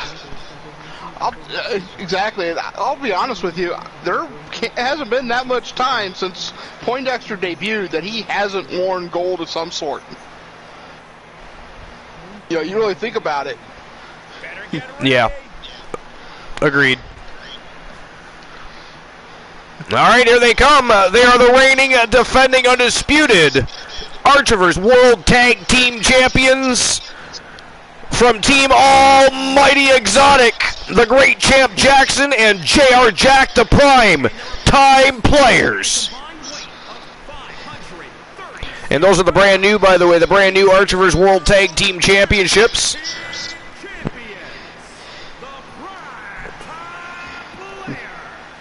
The tag division has been extremely competitive as of late. Every Jack Jr. Froggy Mothleg says, I do love Jack Jr.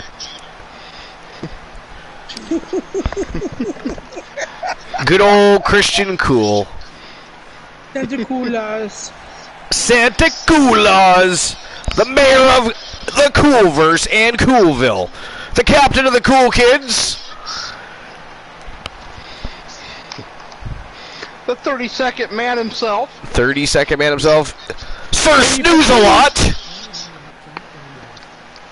Do we have any other monikers for Christian Cool, or should we just type in hashtag blame cool right now? I was just gonna say that. Let's just type in hashtag blame cool right now. There we go. Mr. Hammerlock. Mr. Hammerlock, the 32nd Hammerman.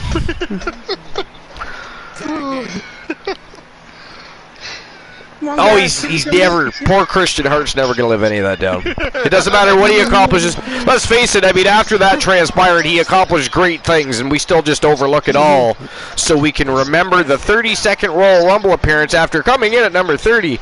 Let's just add that to the conversation here so everybody that doesn't already know the story knows that Christian Hart came into the Royal Rumble at number 30 and went out in 30. It was absolutely fabulous. Absolutely fabulous. And I do joke about the Hammerlock, but I do have a lot of respect for that match because it was brutal, and the Wolfman just happened to get a lock on first.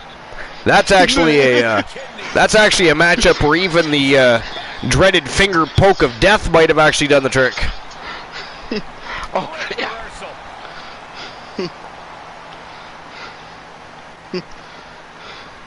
But all right, number 8, we have Ric Flair. The Nature Boy. Woo! Ric Flair. Woo! Yeah. For nearly 40 years, not been another wrestler on this planet the fans don't acknowledge as the GOAT. Even the GOATs acknowledge that Ric Flair is the greatest.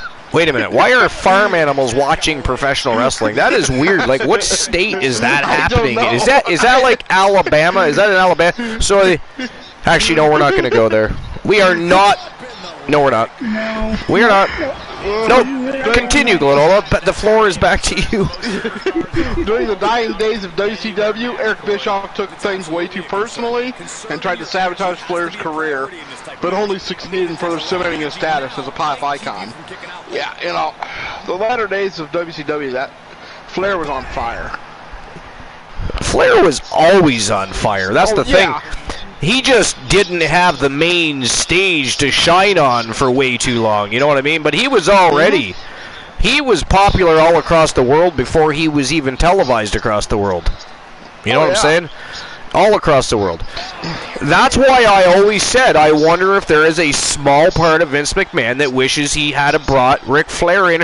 If Ric Flair had to come in during the Hulkamania days even and had a count, he would have had a counter to the Hulkamania thing. He would have come up with something, and it would have been fire. Like the matches that Hogan and Flair could have had in their prime days. Like it's too bad. I just think that I really wonder if I could get inside Vince's head if he actually looks back and thinks, God damn, I should have brought Flair in sooner. Mm-hmm. You know what I'm saying? And a few other people not to mention, but Flair for sure. Flair for sure. I would have brought Rick Rude in sooner. I would have brought Hennig in sooner. There's a few people that have had to come in sooner. You know? But all had great careers anyways, I'm just saying. Oh, yeah. Died way too young, by the way. May they rest in peace. In a lot of cases. Yeah. Absolutely stink. J.R. Jack beating up on Doc Brown. You're not even the legal man in the ring, is he? Oh! End of days. So nowadays, Nate is not only working to rehabilitate his image, he's still just as crazy, and recently worked what was billed as Ric Flair's last match. And as much as he regrets having the last match, I don't think he'll be in the ring again as a wrestler. I don't think he physically can do it anymore. So I think that anybody, like if you want to have Ric Flair at your store and doing marketing for you and some other things, you know, some public relations stuff like that for your promotion, I think that's fine. But I think anybody that brings him into a venue and has a wrestling match involving Ric Flair, I think they should just be ashamed of themselves for, you know, at that point, in my opinion, even though he'd be willing and would be making money, you're utilizing the name of Flair to try and further yourself when he's past his days where he should be in there. Past his days where he should be in there. Exactly. And he should be a manager, though. He knows it. You know, he should be a manager, though. I think Flair knows it and knows he has to hang it up. But yeah. I can't wait. You know what? I do hope, though. I hope that he's alive to see one of his grandkids in the business, because you know that could happen. I believe he has older grandchildren right now, does he not? I think so. Like not too much older. I don't think they're too old or anything, but I think he has older grandchildren now that could potentially go that way. I mean, personally, as a Flair, I would. I would be looking into taking advantage of that and making the most of it, because... let's see what it says here. Actually, it says he has a granddaughter that's all grown up. WrestlingEdge.com. Let's see what this is. Yes, that's indeed. From this year. And she's wrestling? Well, I don't know yet. By the way, I think The Rock's daughter is going to be very good, by the way. I'm just throwing that out there. And then thank you for the follow. We appreciate you. Haymaker connects. Gets the tag. Go June Gaming, thank you. Go June Gaming, thank you very much for the follow. Welcome to the Wolves Den. Welcome to the Fam Jam. Welcome to episode number 373. And thank you for being part of our community. Well, I don't know a lot of details here, but Charlotte Flair posted a picture on Instagram. But just hold on one second. If Go June has any questions, could somebody please give him some information? Discord link, YouTube link, let him know what's happening, what goes down at the Archiverse. And by the way, 83 streamers is wrong. Titan G is the 84th streamer. That is interactive with a superstar, part of the Fam Jam, so I will be changing that. Yeah, that is amazing. 84 streamer teams, part of the Fam Jam. And I'm trying to remember. I think Now, by the way, to be fair, some of those could be viewer teams, right? You don't have to be a streamer to be a part of the Archiverse. You can be a viewer. You can just be a lover of wrestling, and you happen to pop by the Archiverse, although you will have to get to know the community. They're a bunch of rabid wolves. You got to get to know the Fam Jam before they let you in the door, or they might bite me in the ass. And by the way, welcome to the broadcast. The leader of the Coolverse, the mayor of Coolville. He is, of course, anything but the saint of the North Pole, but Santa Claus, Christian Cool in the house. Fuck. Hello, Cool. What's going on, Coolio? Hey, Cool. What's Christian Cool up to? Wait. Froggy Mothlegs redeemed a silly Cool. He did. Froggy Mothlegs, what's up? Well, what's up is he would like a silly Cool. Oh, trust me, I'm being silly already. I would never call him Froggy Mothlegs. What is his name? You may as well call him by his name. No, I'm being silly. I'm actually calling him out by the way that you pronounce it, which is silly and atrocious. The correct way. It's okay. I get it. It's fine. I get it. You're American. You don't know how to spell. I don't know how to speak either. It's fuck. What? I mean, how dare you counter my insult by insulting yourself? That is ghastly. I do not accept that. I will take that back immediately. Take it back immediately. Dude, I do not accept that. During my fantasy football draft, I was just butchering names left and right. You're one of those friends that you get mad at and you want to call a fuckface, that he'll turn around and call himself a fucker or something in return. You can't argue with people like that. No, you don't argue with me. Like, how dare you? That's right. Verbal parry achieved. Verbal parry achieved. Leveling up. Experience point gained. Thank you very much. Lovely party gifts next time. Okay, well, I don't see anything yet about her, about his grandkids in the ring or that. No. However, okay. However, let's find this again. Why are you looking for Skin? What is wrong with you? You hanging out with Carino Farmer again? I told you not to hang around that. He is a goddamn cannibal. It is not. Listen, people are not pigs. Because, scientists claim that their skin is the closest to ours, which is reasoning for doing tests on pig skin, that does not mean we eat the people. We do have pigs. There's farms. You live near a farm. Actually, I live near the hog capital of the world. Aha! See?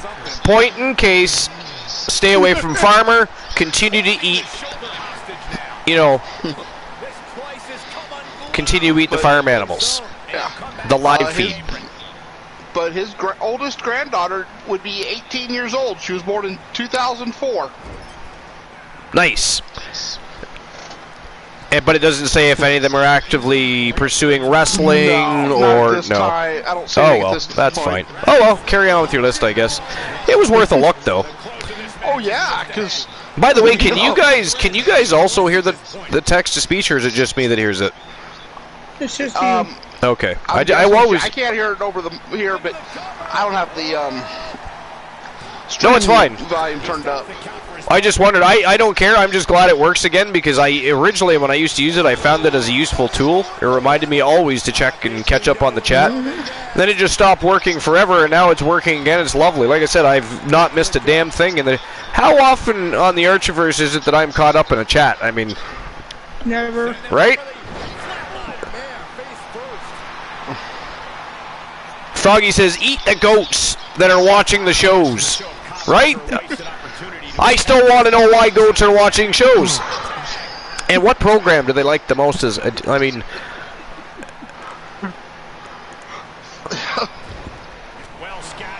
But number 7 is Mark Jindrak. As one of the power plant graduates, Jindrak quickly became one of Vince Russo's young lions, a member of the Natural Born Thrillers stable. Yep. After the invasion angle ran its course and Evolution began to take shape, Vince wanted Jindrak in Evolution. But Triple H didn't think he was ready, and years later, Jindrak agreed with that assessment. In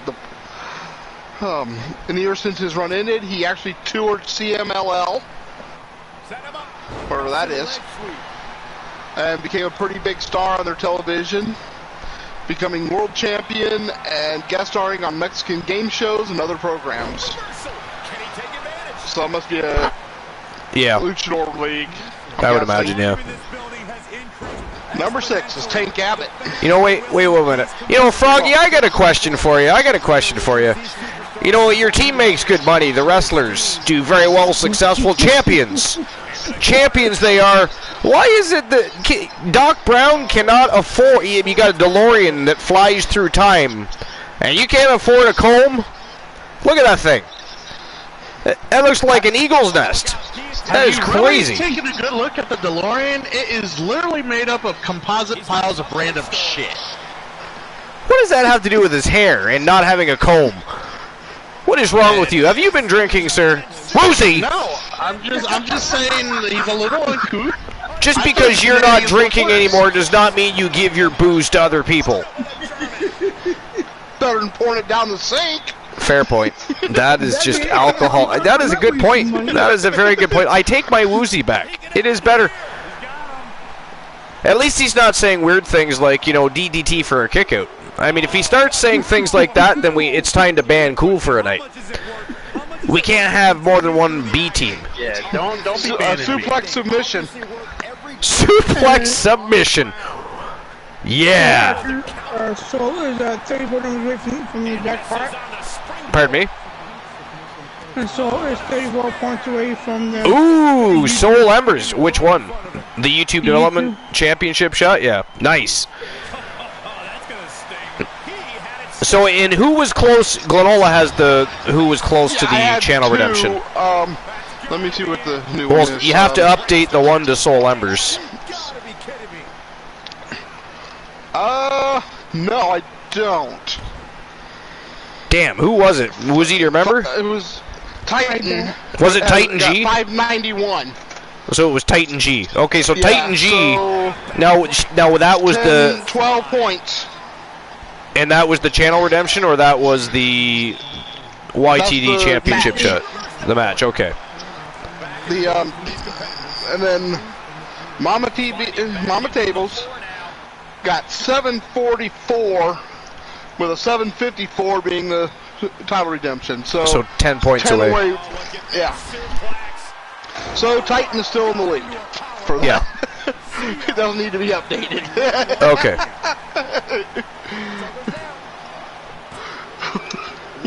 Oh! Poindexter. The resiliency of the Wolfpack is absolutely ghastly.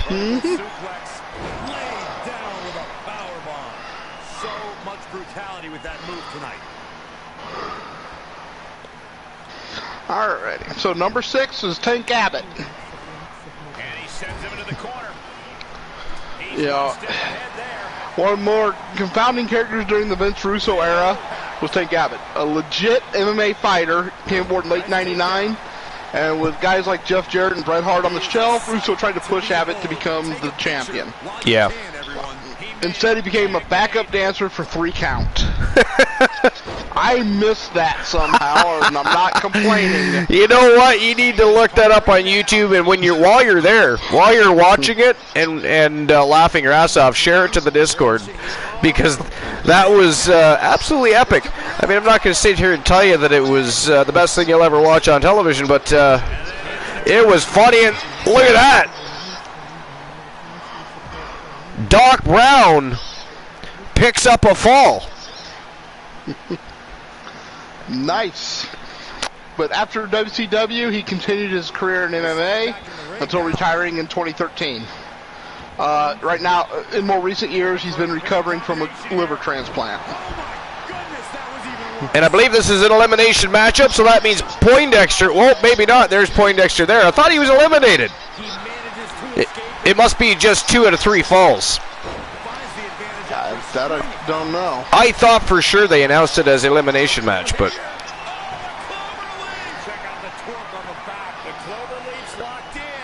all right. Number 5 is Lex Luger. Lex Luger. There's another tap out. There we go. Doc Brown has been eliminated, but I thought Poindexter was too. They rang the bell. I don't know. I don't know either. But, you know, Luger was Vince's chosen one for his next big blonde baby face. Unfortunately, the fans didn't choose him. But before and after that interesting run, he was WCW champion and became one of the promotion's biggest stars. Oh, Jesus Christ. Did you see that? Jumping DDT out of the ring apron. Is Poindexter alive? Wow. Holy hell. Is he breathing? Does he need medical attention? Oh, he's going to need it now. I mean, JR Jack is just being a savage in there right now. Wow. So right now, Jack Jr.'s leveled up too. Jack Jr. has leveled up. Right now, the Primetime Pliers are in the lead over the Wolfpack. Perhaps thinking about what to do next here. But, yeah. Oh! He's now, Savage. speaking about the dangers of performance-enhancing drugs, because, I mean, he's a broken man. Yeah. Poor Poindexter. Definitely a broken man. You know what it is? I think I figured it out. The last bell that rang, even though they didn't announce anybody, I believe it was the great champ Jackson being eliminated. He got eliminated before J.R. Jack eliminated Doc Brown. Oh, yeah. Yeah. But for some reason, they didn't announce the elimination. They just the bell rang. So that's why I was confused.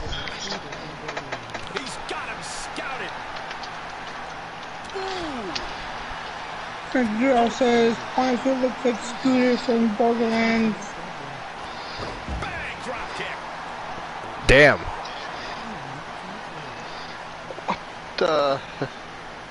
J.R. Jack all over Poindexter.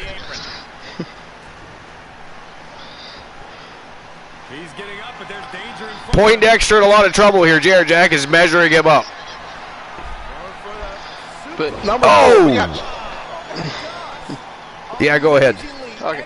Number four, we got Shane Helms, better known as the Hurricane.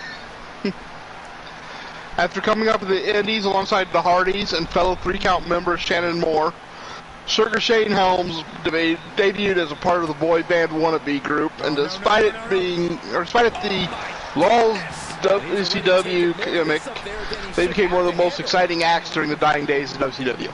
They were definitely entertaining. Yeah. But he of course struck gold when coming up with the Hurricane. He had a few run-ins with the Law over the years, but nothing he couldn't kick out of, and that's how they wrote it. He has bounced back and bounced between promotions as an agent. And I thought I heard he's currently working with WCW in their developmental or talent, but I'm not positive there.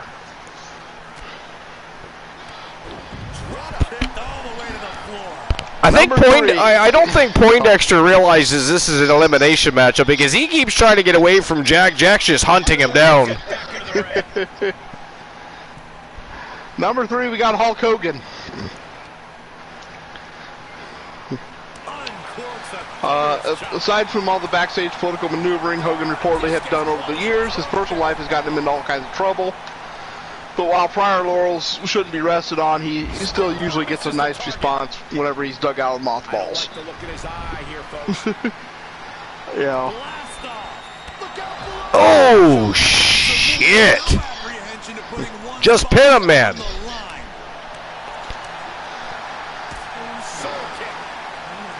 Yeah, number 2 on this list is Scott Steiner.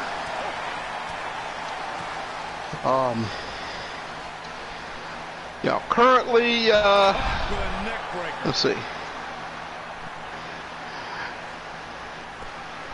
Yeah, after a less than stellar run in WWE, he headed to TNA, owned and operated his own restaurant, and continuously badmouthed the company until coming back for his induction this past year.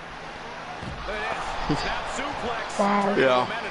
So, yeah, he's done a little bit, you know. And number 1 is Jake the Snake Roberts. Let's see.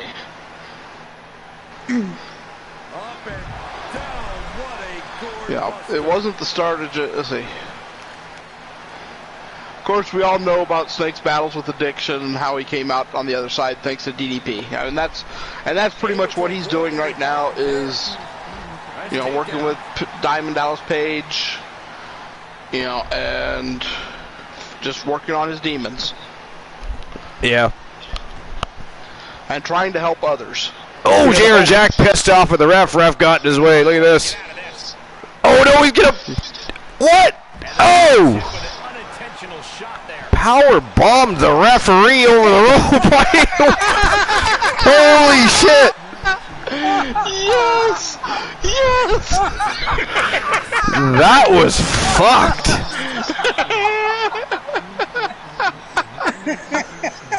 Apparently that wasn't good enough for a disqualification. I think if Smuggle Cole called it an unintentional shot. How do you carry the ref over to the ropes, hoist him up on your shoulders, and powerbomb him? How that's unintentional, I'm not sure. Because he meant to put him on the other side of the ropes, duh, that's why. Come on. Are you watching the same match I'm watching, Glenola? Come on. That was fucking good shit there. Oh, man.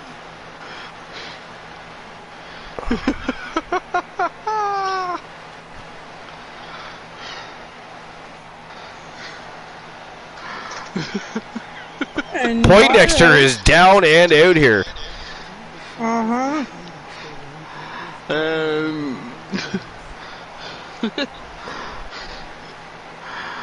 I don't know. Right, Froggy? I agree with you. Ref ain't gonna start counting until you try to pin him. I mean, He's having too much fun beating up Poindexter, apparently. Counters. This could be an opportunity.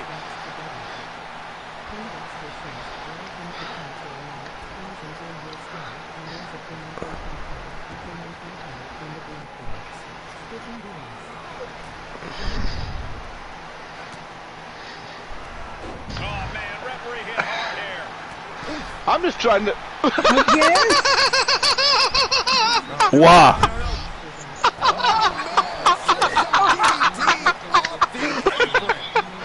Oh, fuck. Ouch. Oh, God. You know what the worst part is, Archer? This puts What's me in that? mind of that Bluewood Boys match where where Dad was getting beat up and the one just stood there on the side. I mean, Poindexter just keeps rolling out of the ring. I think I might have to intervene here. The gods I think so. have to intervene. Oh.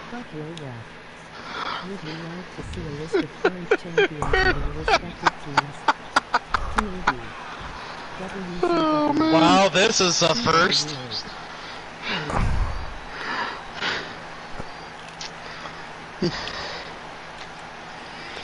Hey guys, it is truly the second coming of Jesus. All of a sudden, someone is not in control of their fate. Has to get himself back in order again. Oh, putting focus on the arm. How do you pin, Woozy? I forget. It's been so long since I played. Have you even actually Cool, said shut that your in mouth. this How do you this pin, new Woozy? game? To that joystick. Woozy, don't fucking tell him. Push it down. Somebody ban Cool, please. Thank you. Say it again. The right joystick push down. Put it like push it down. That's how you pin. Yeah, that's not working. I think he has to be on the ground.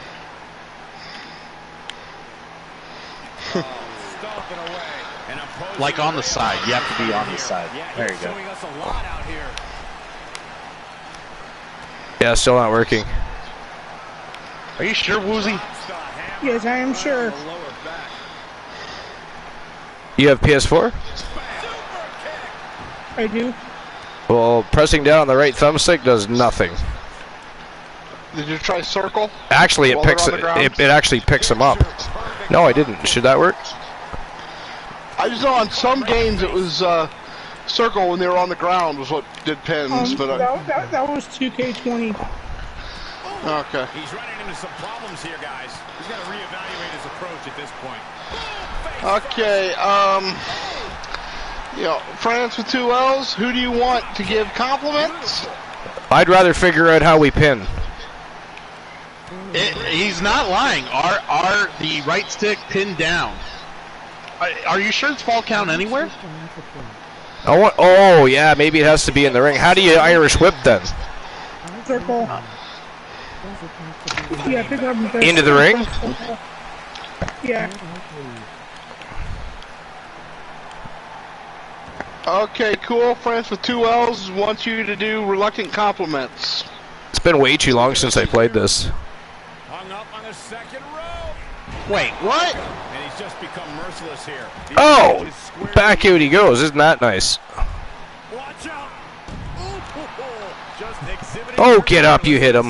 Exhibiting guts and accuracy as well.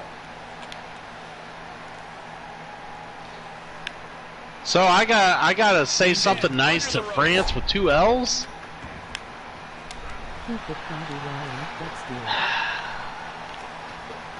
It may have glitched. All right, so now I've got him in the ring. Now, don't you dare get.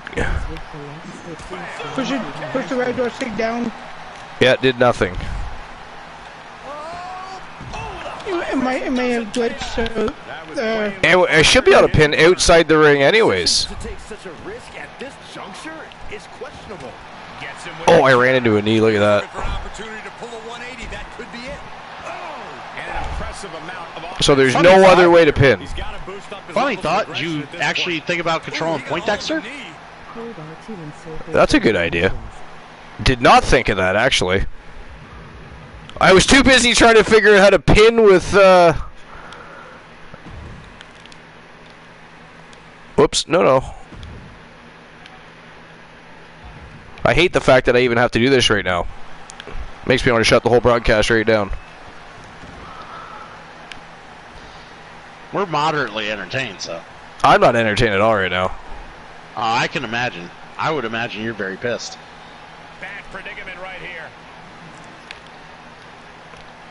Are you kidding me? And he's really gotten into his zone right now. He's gaining the upper And Woozy, it's time for you to get silly. ain't gonna take an outcast game, please. Give me a few minutes. Which means by the end of the broadcast, you'll be lucky if it happens. He's not very good with the silly woozy yet. He's still learning. Still hasn't learned from the master of the silly yet. Yeah. I Yeah, need- that would be me! That would be me! Yes, I need a few lessons from Santa Pulas. Okay, well, using Poindexter was a terrible idea. He might It be is. good. He might be good, but to try and utilize him, I just want to let you know, Archer, you have to press buttons on the controller to get your character to do something. Just want to point that out. see, this is why you have no viewers. You think you're funny when you're not. just looks helpless to every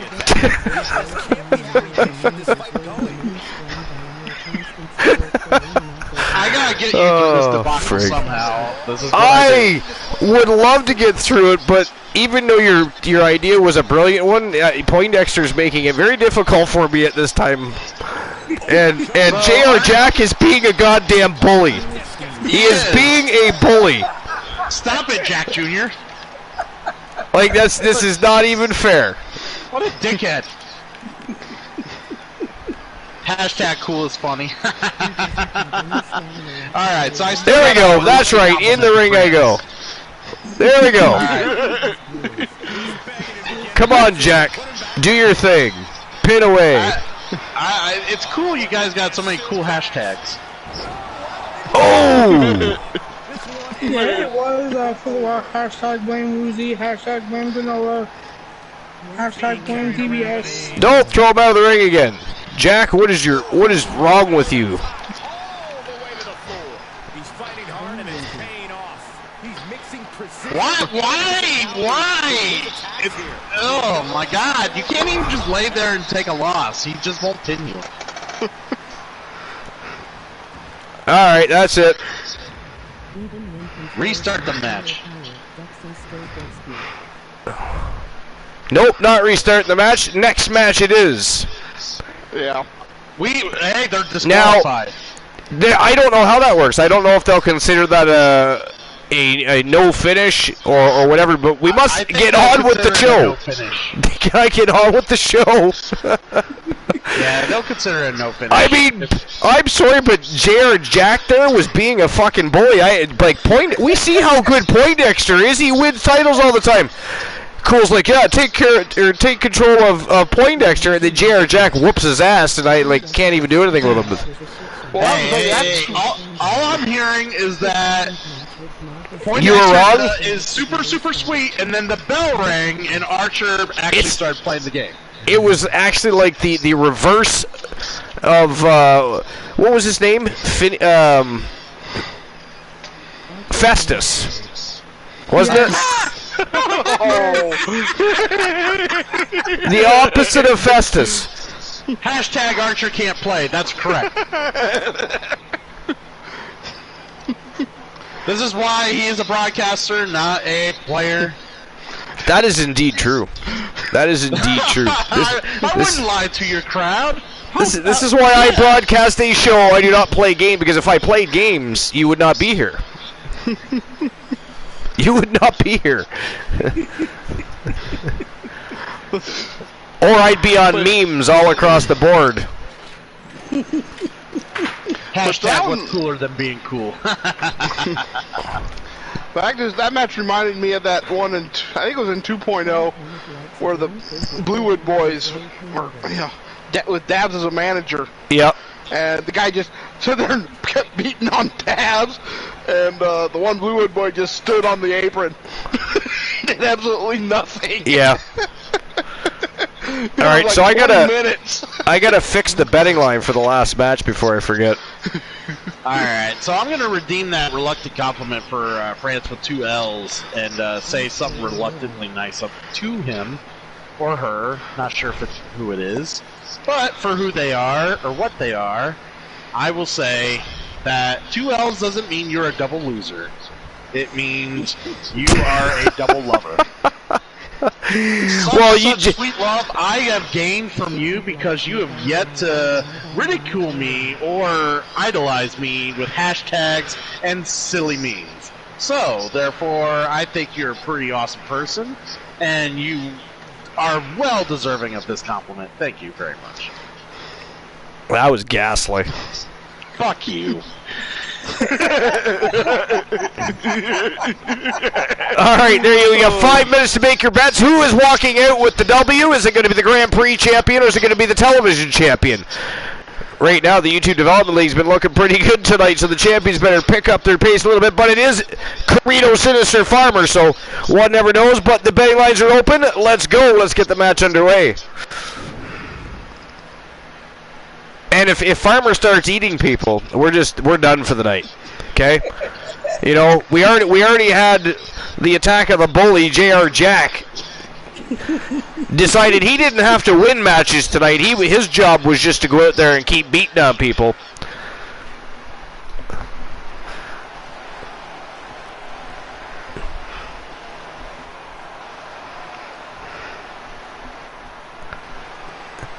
All right, so where did you get on your list there, Glenola? Well, the list is done. How did I miss the rest of that list?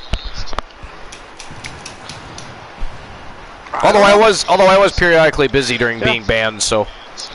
But it ended up, it was Hulk Hogan and Scott Steiner. Oh, and then Jake the Snake was the last one. Jake the Snake was the last one? Well, his DDT was vicious. Oh, no, this was the, where are they now things. Oh, the where are they now things. Yeah, there was probably some sad stories in there. If you really want to dig deep through some of those where are they nows. Yeah. Have you seen what Lex Luger looks like lately? Oh yeah, he was on the list.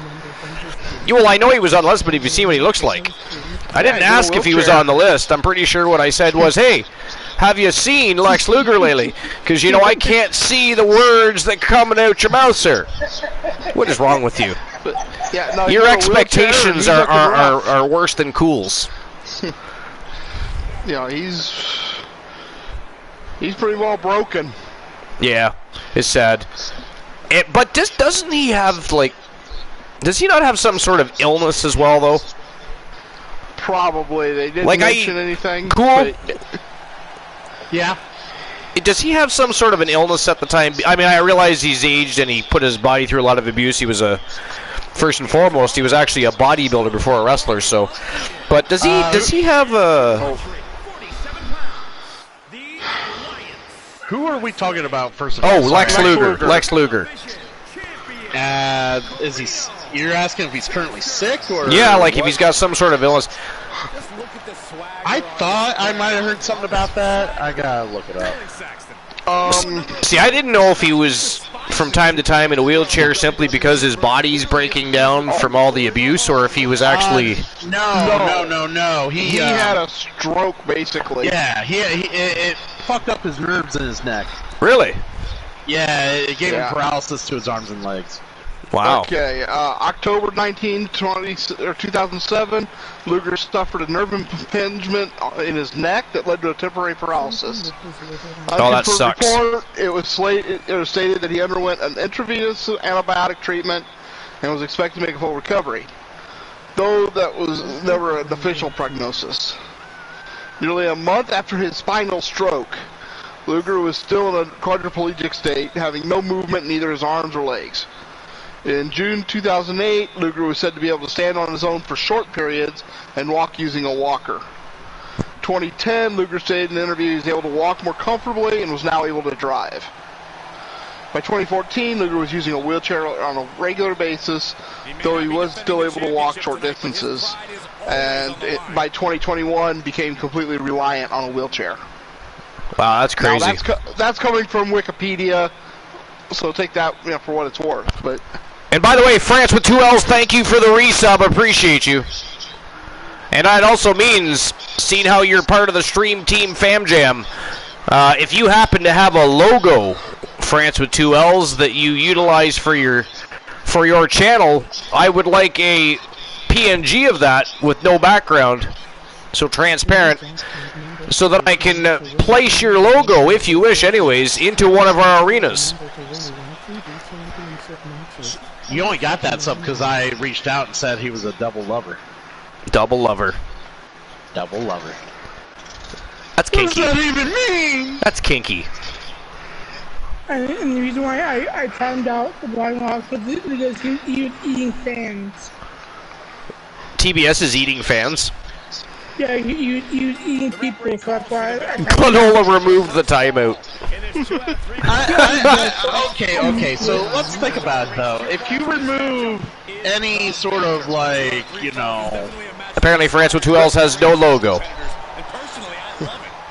Well, France any with... sort of virtue out of the idea, is it really wrong to eat a dead human being? Not if you're Carino Farmer. I mean, everything else, all the meat we eat, we eat their tendons, the muscles, tongues, stuff like that. I mean, if the human's dead, is it really wrong? I mean, Did you hear that impact? I'm not saying I want to go eat some, I want to partake in the festivities like Carino Farmer. I'm just saying, realistically, is it really wrong? so that said, do not invite Christian Cool to any wakes or funerals, because if the egg salad sandwiches aren't suffice, your aunt or uncle might be on the menu. I mean, wow! Are you related to Carino Farmer? What is wrong with you? Sometimes discretion is the better part of valor. I'm just saying, I wonder if, I'm not saying I'm ever going to try, but you never know. Maybe the human could taste succulent. Who knows? The big difference between Carino Farmer He's succulent, and he probably says. anyone else Succulent. is that Carino Farmer will eat them Granola. while they're living. Succulent. Who knows? Cool, maybe at Donner's past, be sitting at the picnic table and forget his basket. and I'll be right back. See, how dare you have something to do? That is not allowed, nor did either of us give you permission to leave the broadcast. He's not listening. I'm not listening about. Oh, he's listening! How dare you? How dare you, sir? Blame my mother. She's talking to me, so that's on her. That's not on me. We're not allowed to blame. We're not allowed to ban your mother. Remember? Conversation? Woozy, how dare you stir the pot and attempt one of us to ban your... Guys, don't fall for it. He's trying to get you in trouble. So, Woozy, you're like infatuated with like McDonald's chicken nuggets, right? So Chicken because of nuggets. that, would you be okay? Would you think if we threw all virtues out, you think eating a dead human wouldn't be the worst thing? How the hell do you correlate a chicken nugget with somebody's ass cheek? I mean, what is even happening right now? Who the fuck said I mean? Why is the ass cheek on the fucking platter? Why the fuck would anybody... I'm sorry. I'm sorry. Fine, not ass cheek. Well, why are you correlating a chicken nugget to a set of people fingers? You know, it's chicken fingers. I understand. People fingers, chicken fingers. One's bone in, one's boneless. I mean, there's a bit of a difference here. Oh my god. The first thing Archer goes to is the butt cheek. I'm an ass man. So Embers is like, what the hell did I come back to? And just getting started. Look at this brutality. This is how you torture your opponent. France with 2 L's. If you want a logo, feel free to contact me through Whisper on Twitch, or you can look up some of my information. If you go to Discord, you can DM me there as well. He is just reeling from that offense. Yeah. 23.75 per pixel. End of days. It's a wrap. Into the pin attempt. There's 2. Kicks out. Just kicked out. You want something really screwed up? There's actually a product called Soylent. Take going to the well one more time with that maneuver to gain the pin. Is there? There's one, yeah, and they have a mint chocolate that's in a green bottle. That sounds delish. He is getting shredded apart right now. Yeah, every attempt to fight back's being negated. Wow. Right? I was thinking wow, but then I said delish. I just, I figured it went with the conversation. But, back you up on that one. Wow. They actually have a bar that's $25, and it's a limited edition Soylent Green.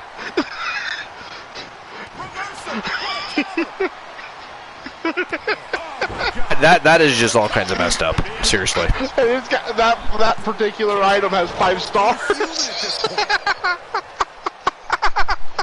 No, I'm pretty sure that he just bit Archer, I gotta tell you. He's stalking his opponent from the top turnbuckle. And by the way, that is not funny considering it does correlate with the conversation we're currently having. I know. See, Archer should wear more clothing in the ring. That's his problem. Half naked in a ring, never good around Farmer.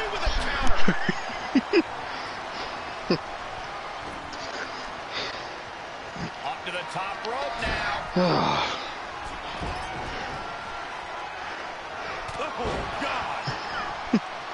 The admiration for these superstars is echoing throughout this arena right now.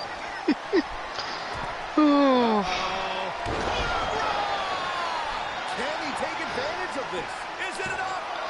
The cover! Oh my, still alive! Damn. Good match so far between Archer and Farmer, that is for sure. He managed to get the shoulder up. All of that work, all these big moves, and it still didn't earn the fall. With the reversal.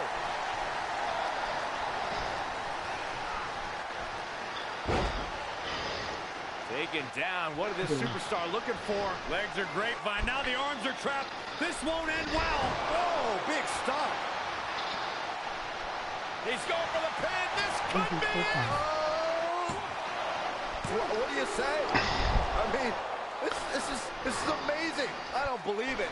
I have to say, that's a mighty fine bandana that Archer's sporting there. It is pretty schmexy, isn't it? I'm pretty sure you also use that bandana to wipe your mouth and your ass. Winning move, guys. And he scores a fall there. I mean, you gotta use something when there's no toilet paper in the building. Oh my God, that's gotta hurt. Where are you taking shits at? Your house. That's almost true. His limit now. Might want to walk it off or shake it off or do whatever he needs to do to get his. Will this be enough? I am the type of guy that forgets to stock up on toilet paper. You gotta be kidding me. Rockheeman says keep the TP stocked. Cool. TP stocked. And I am back. Welcome back, Woozy.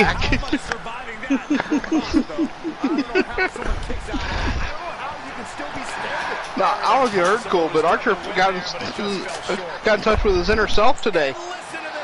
Did So you last just time say he's he ever- touched himself today? Well, he got in touch with his inner self. So last time he's ever So going he to buy touched single ply. himself internally? That's Yeah. awesome. Well, he'll never buy single ply toilet paper again. Find that G spot. Oh yeah, I mean, you gotta hit the right spot every once in a while. But if no one else is gonna do it, you gotta do it yourself. Exactly. See what I'm saying? Cool knows the vibes. That's how it goes. Speaking of vibes, I am actually going to go touch myself. I'll be right back. Wow. Wow, come on, guys. I have TP, and that doesn't mean come TP my house or my apartment to, you know, help the guy out either. I'm not recommending that. No doubt that was a match people will be telling their kids All right, fine. Maybe I'm waiting until after the next match starts. How dare he win the matchup when I got to go pee? That is gaslight. I mean, somebody ban Archer from the stadium. I got things to do, you know, like drain the bladder. So I'll issue the payout for that. The one Elijah Archer with a big W over Carino Farmer. Of course, Archer is the YouTube Developments Internet Wrestling Grand Prix champion. That's a good win, Archer. All right. Wait a minute.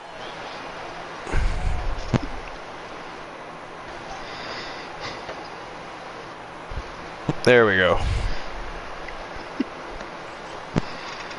Well, Archer, we will all see you in 10 minutes. See us in 10 minutes. Where are you going? We'll see you in 10 minutes. Why you see me in 10? I can't even see what's going on because I'm opening the bed lines. All right, who is the villainous fuck now? Granola. Glanola. Did we not talk about this earlier? 10 minutes? Right? Who's the fucking idiot that made that channel reward? Fucking ban them for life. Alright, hold on 1 minute.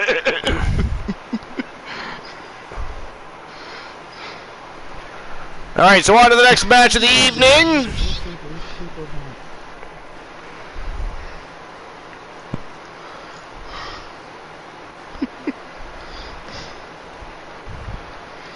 Alright, so which champion walks out with the W here? So, the Wanderer Kyle Brewer is the YouTube Developments Internet Wrestling World Champion and actually defeated Freight Train Frank Miller for that championship. Now, Frank Miller is still the Archerverse World Champion, so it is champion versus champion, but which of the two champions is walking out with the W tonight? Can Kyle Brewer beat Freight Train Frank Miller for a second straight time? Or does Freight Train Frank Miller even the odds, and at some point those boys are maybe going to have themselves a rubber match? But which side are you taking? Is it going to be Frank Miller? Or is it going to be Kyle Brewer?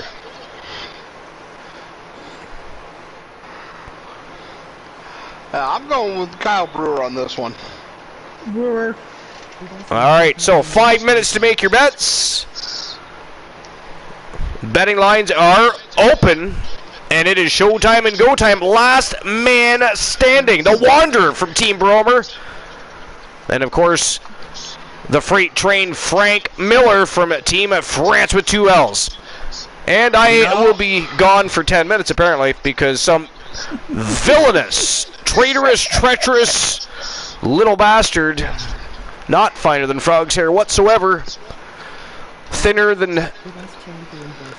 the membrane on a lizard's testicle. That's what it really is. But anyways, I will be back in 10 minutes. Enjoy the match. And, Glenola, I hope you stub your fucking toe.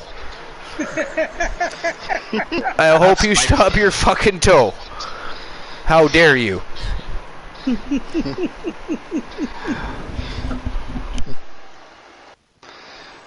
Well, to be fair, guys, he did say, can someone ban the host? I forgot about the He did say that. Huh? He asked for a ban. I was nice and only made it 10 minutes. Exactly, he said for the whole match. You did it for 10. So how are you, Cool? Oh, now that I get to talk? Yeah, Cool's good. Cool had a really, really crummy day at work.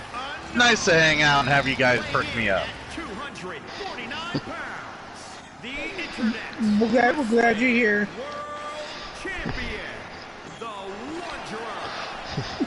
France with 2 L's. I'm assuming is the one supporting Frank Miller. Yes. Well, I am gonna back Frank Miller. I think Frank Miller will be the one that wins. I have no faith in Kyle Brewer. He's a has-been. Oh, you mean in the betting aisle? That I don't know about, but.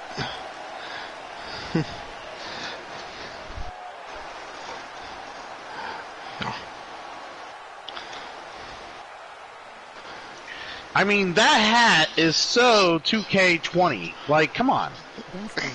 Damn. I thought we moved on. Thought we're like a new and improved Archerverse. This guy's still trying to cling on to his old glory. Yeah, Kyle Brewer stuck in the past. And his opponent from New York, weighing in at 265 The new jackpot number 30 chance to win a channel redemption, which is 754 the number. Mama, if you subscribe to the channel, you have access to the awesome Ghastly emote that is been designed by yours truly, the coolest guy on Twitch, and other fine-ass emotes designed by Mr. T, the Turret Man, are yours to use if you do hit us up with a subscription here on the channel. You don't need to go around and spell out the word ghastly, because that's ghastly.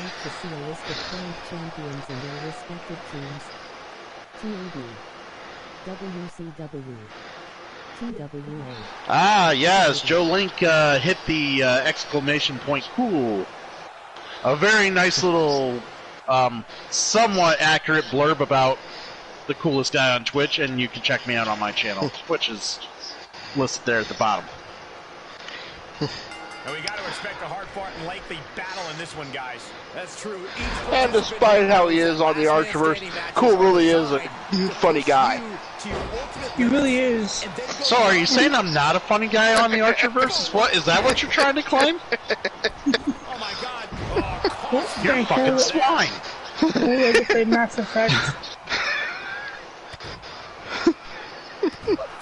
I'm a little hurt by that, Glenola.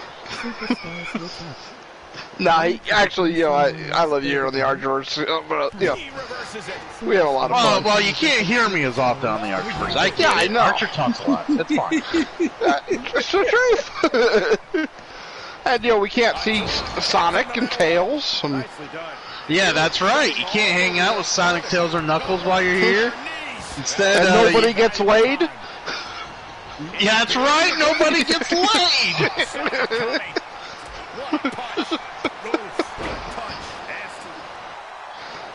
Oh man, Archer.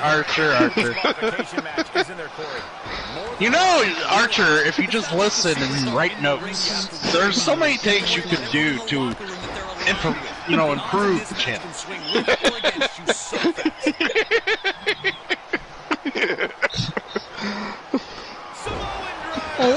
We know, Archer. We know you can still hear us. We're very much aware of this, sir. We just don't care. We may be a bit foolish, but we're not stupid.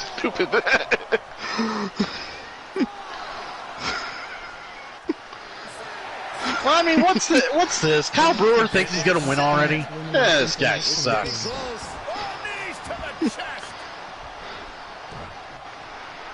I mean, I know him and Christian Hart had some high-profile matches back in the day.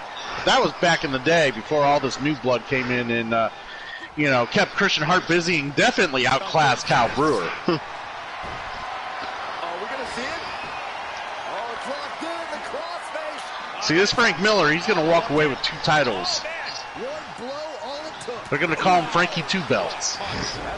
This is a non-title. What? I could have swore. Really? Non-title? Yeah, there's only one title match tonight.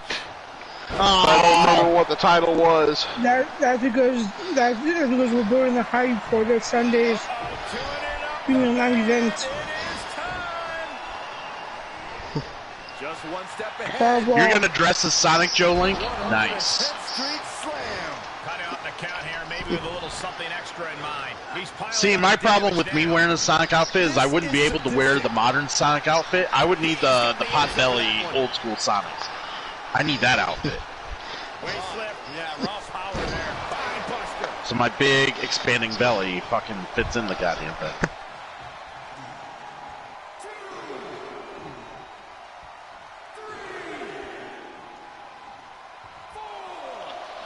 If I get 5 subs pushing through, there's a 72-hour naked podcast stream Wrestle. Archer says if he gets 5 subs, I'll do a 72-hour naked hot tub stream. Holy shit. He's back on his feet and ready to keep going, it looks like.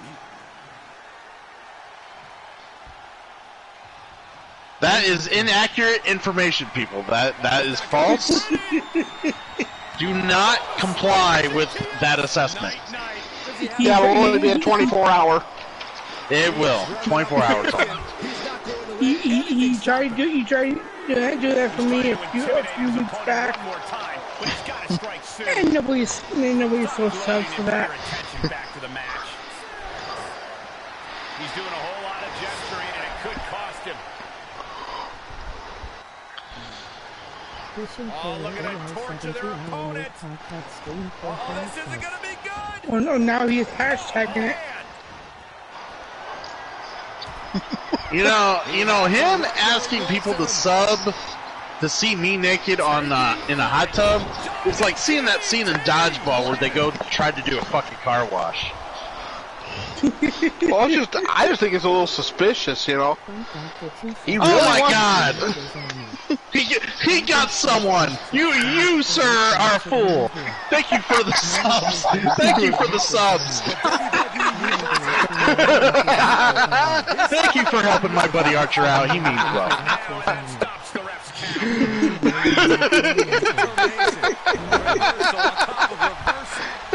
Wow. Oh, so we have, let's see.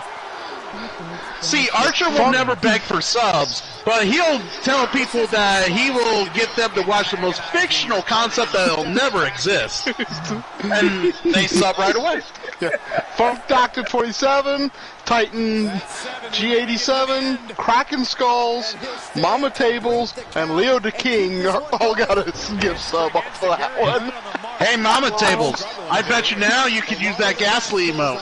The more damage they will endure just to be the last man standing. With 2 LS. The sound Wow, very nice, Prince with 2 L's. Live on the pool verse naked in a hot tub for 72 hours. 2 life rounds. Waist slip. Yeah, rough power there. Fine buster. That's right. No problem. Go to this and I'll do it. Is it about that time? Well, it's about that time anyways, so. Give some love. A little bit of love for Christian Cool, because Christian Cool likes to support his brother in arms when it comes to the wrestling universe. Let's go. is on his side. Just think they could go for the 100 little biddies. Maybe subs with us awesome. Thanks, buddy. Make the floor glitter. Well, the floor's gonna do nothing but glitter. Fucking Bromer's never around to sweep it up anymore. No, he is not. And Jolene won't do it, even though we asked him to. Oh, you can tell he's feeling it now. Oh, I know he's been here, Archer. I'm still saying, even though he shows up, he ain't sweeping. I know what he's doing his job when he's not.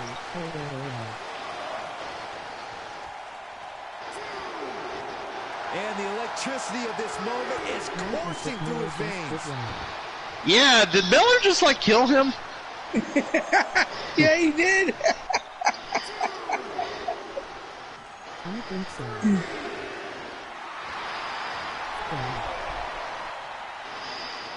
I thought it was funny. Miller did the neck ring and then like kind of kicked him a little bit to make sure he was dead. Antagonizing your opponent instead of attacking him. Wants to be like Undertaker. Beats the 10 count. Going to push on through the match. My brother's YouTube delight, drinking anonymous person of freedom. The WWE Universe is pouring more fuel on his fire right now. Emoji beautiful face, emoji beautiful face, emoji beautiful face, emoji This isn't the beautiful smartest face. thing to do. Antagonizing your opponent instead of attacking him.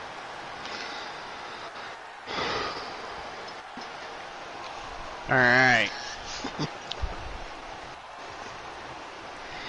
And that should do it for the 10 minutes, I believe. Tough position to be caught. Yes, Oh, welcome good. back, Archer.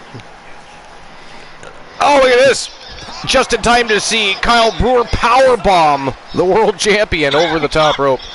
And no, these matches tonight, cool, were just a little bit of a final push into this weekend's Fall Brawl. So the YouTube Development League champions were challenging the Wrestle Wars champions for a little bit of bragging rights for the evening. The only title match we had was the first match of the night, and it was a 6-man submission cell match for the Pure Submission Championship for the YouTube Development League.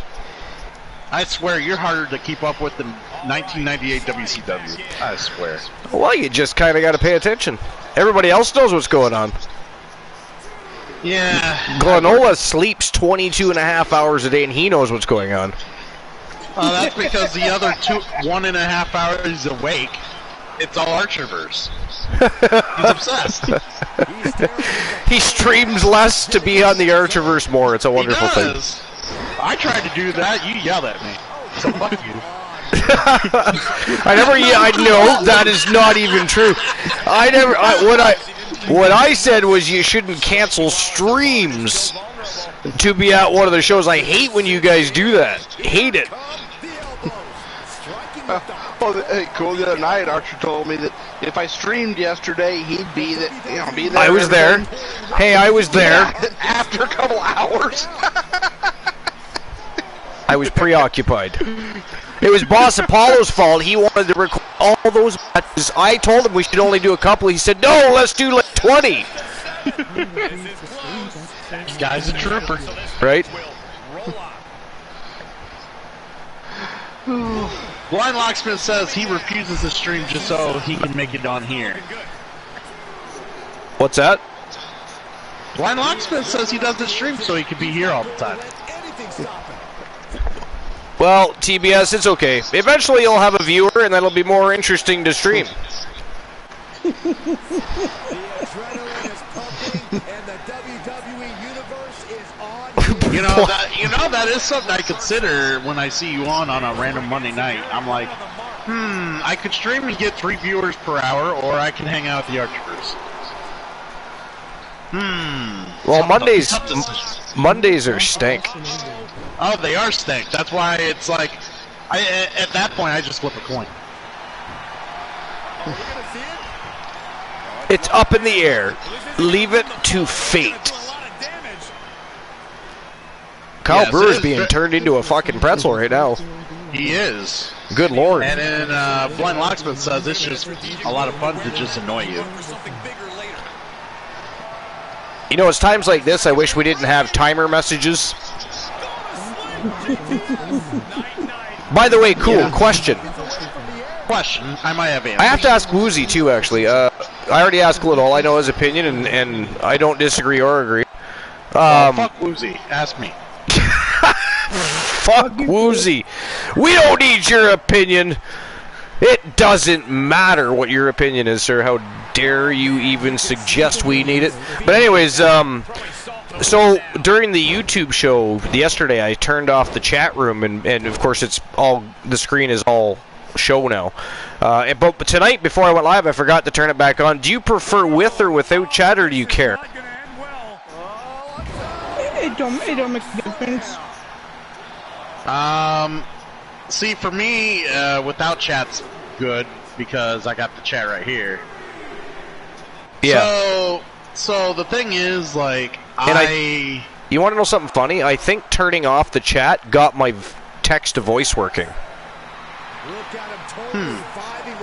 Because it's suddenly working tonight. I have not missed a beat in the chat tonight because it's in my ear. That's why I said it's times like this I wish we had no stream elements timers. For the YouTube, so this is the difference between Twitch and YouTube.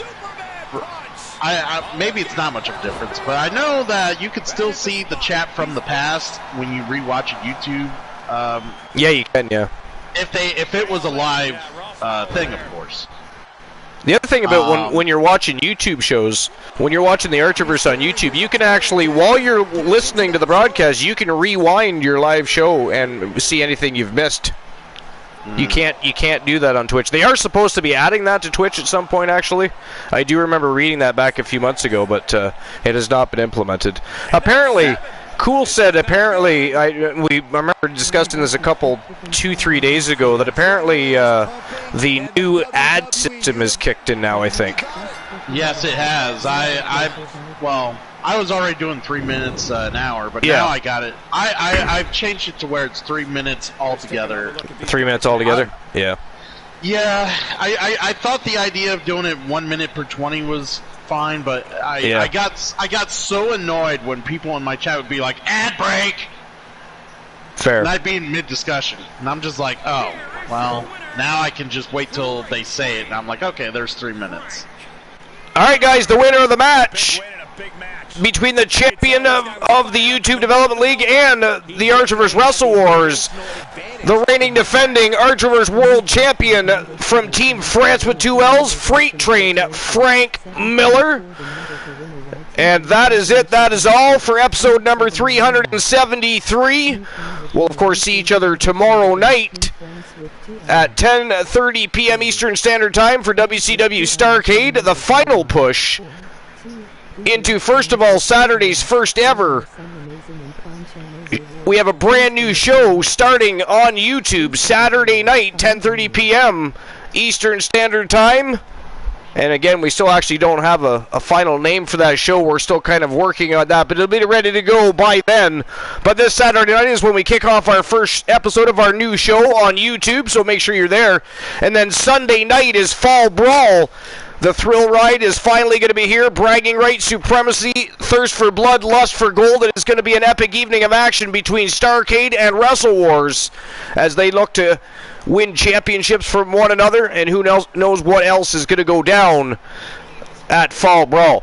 But thanks for being here. Appreciate everybody. And France with 2 L's, again, thanks for the gifted community subs. Really appreciate that. And I'm sure all the people that will now get to enjoy the emotes and anything else that comes along with subscriptions. I forget, it's been so long. What does come along with subscriptions? Yeah, no ads, the emotes. No ads, yeah. Yeah, that's the big one, no ads. But anyways, episode 373 over. You don't have to go home, but you do have to get the hell out. Goodbye. Goodbye.